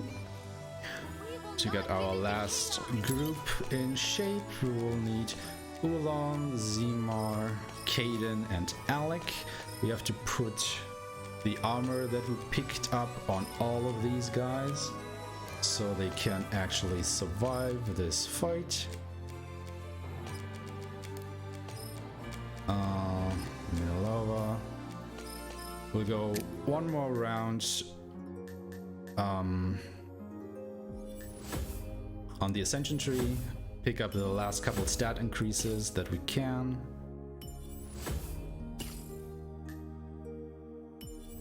Technically, this isn't really needed. We should be able to kill the last boss the way we are, but it doesn't hurt to do this during a marathon run now, does it?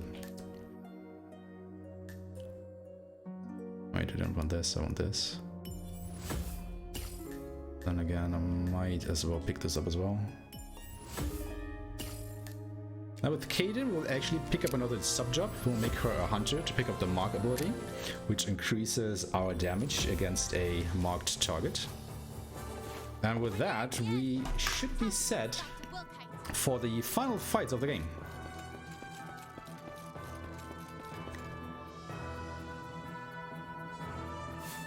Well, this is the first fight. If we do not have the armor on that we picked up, we're basically dead at this point. Because he will use a triple Omni or Omni triple slash, which is a physical attack, and it would just absolutely kill you if you don't have these armors. But since we do, we'll just absorb the damage and live.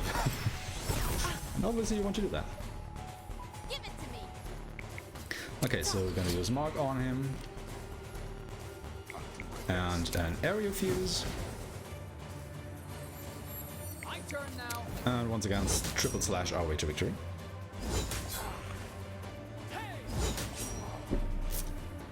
Okay, perfect. First fight done. And now we're off to the last boss of the game. So we might be able to finish in the next 4 minutes or so, depending on how this fight goes. Now this is the real fight against Wolkite. First phase, he is weak to physical attacks. And he will just probably absolutely kill me with that attack, which animation we cannot see because of the animation glitch, sadly. Let's gotta bring Ulan back. Because we need her. Cast Withering to lower his stats.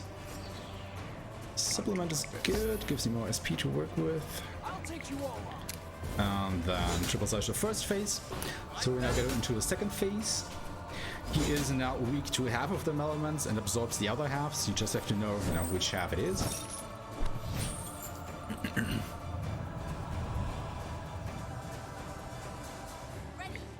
So he is weak against ice for 1. So we'll just pelt him with level 4 ice magic with Ulan. But he's also weak against shadow. Oh, he's actually already in phase 3. Oh, that was quick. Wow, Ulan is a beast. Really good damage rolls. So he will probably set me off all my MP at this point. Yeah, exactly. Omni MP absorb. This is where we picked up the Omni Ether Axe way back in Scorpio Temple. So we'll do an area fuse because he was weak to light for 1. On Alec. Do another triple slash. That should put him into phase 4. This is the last phase, and here things can go wrong, because what Wolkite will do is he will stop me, and I basically lose a turn with all of my characters. And depending on what he does with his 2 turns, he can just absolutely murder me. Oh wait, he actually... what? Why do I get a turn? I mean, I'm not complaining, I'm just wondering. Okay, I guess I can add a little bit of damage in then. Very interesting. Okay, this is time leap, so all of my characters get stunned for 1 turn. Leave it to me. I'll take you all on. Omnicleave is good because we still absorb physical attacks, so high chance that we live through this. Yeah, it's our turn again. So just use a Withering for good measure. And then 1 last triple slash, and that should end the whole shebang.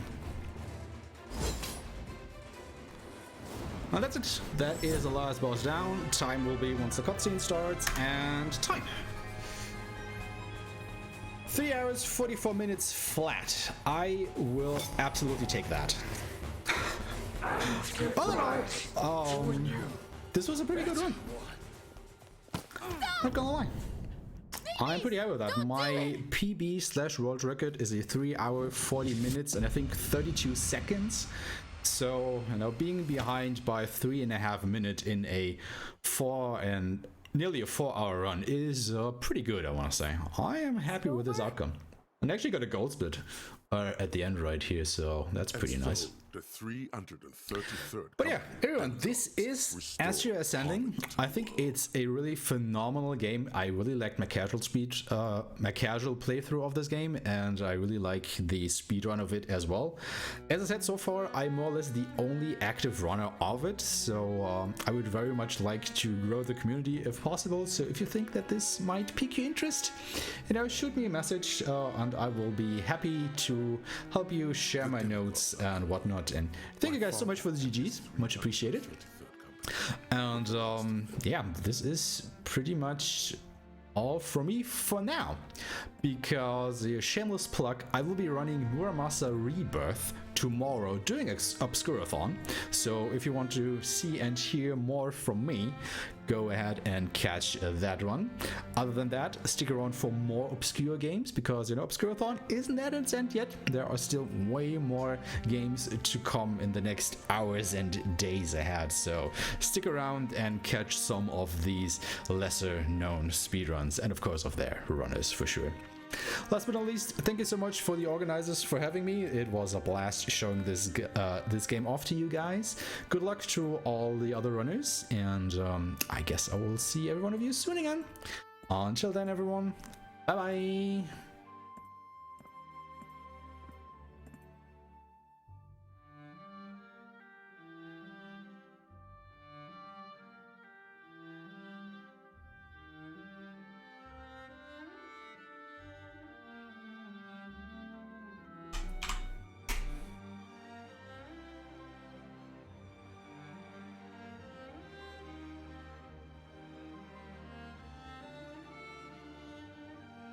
The peoples of this world are once again united in harmony.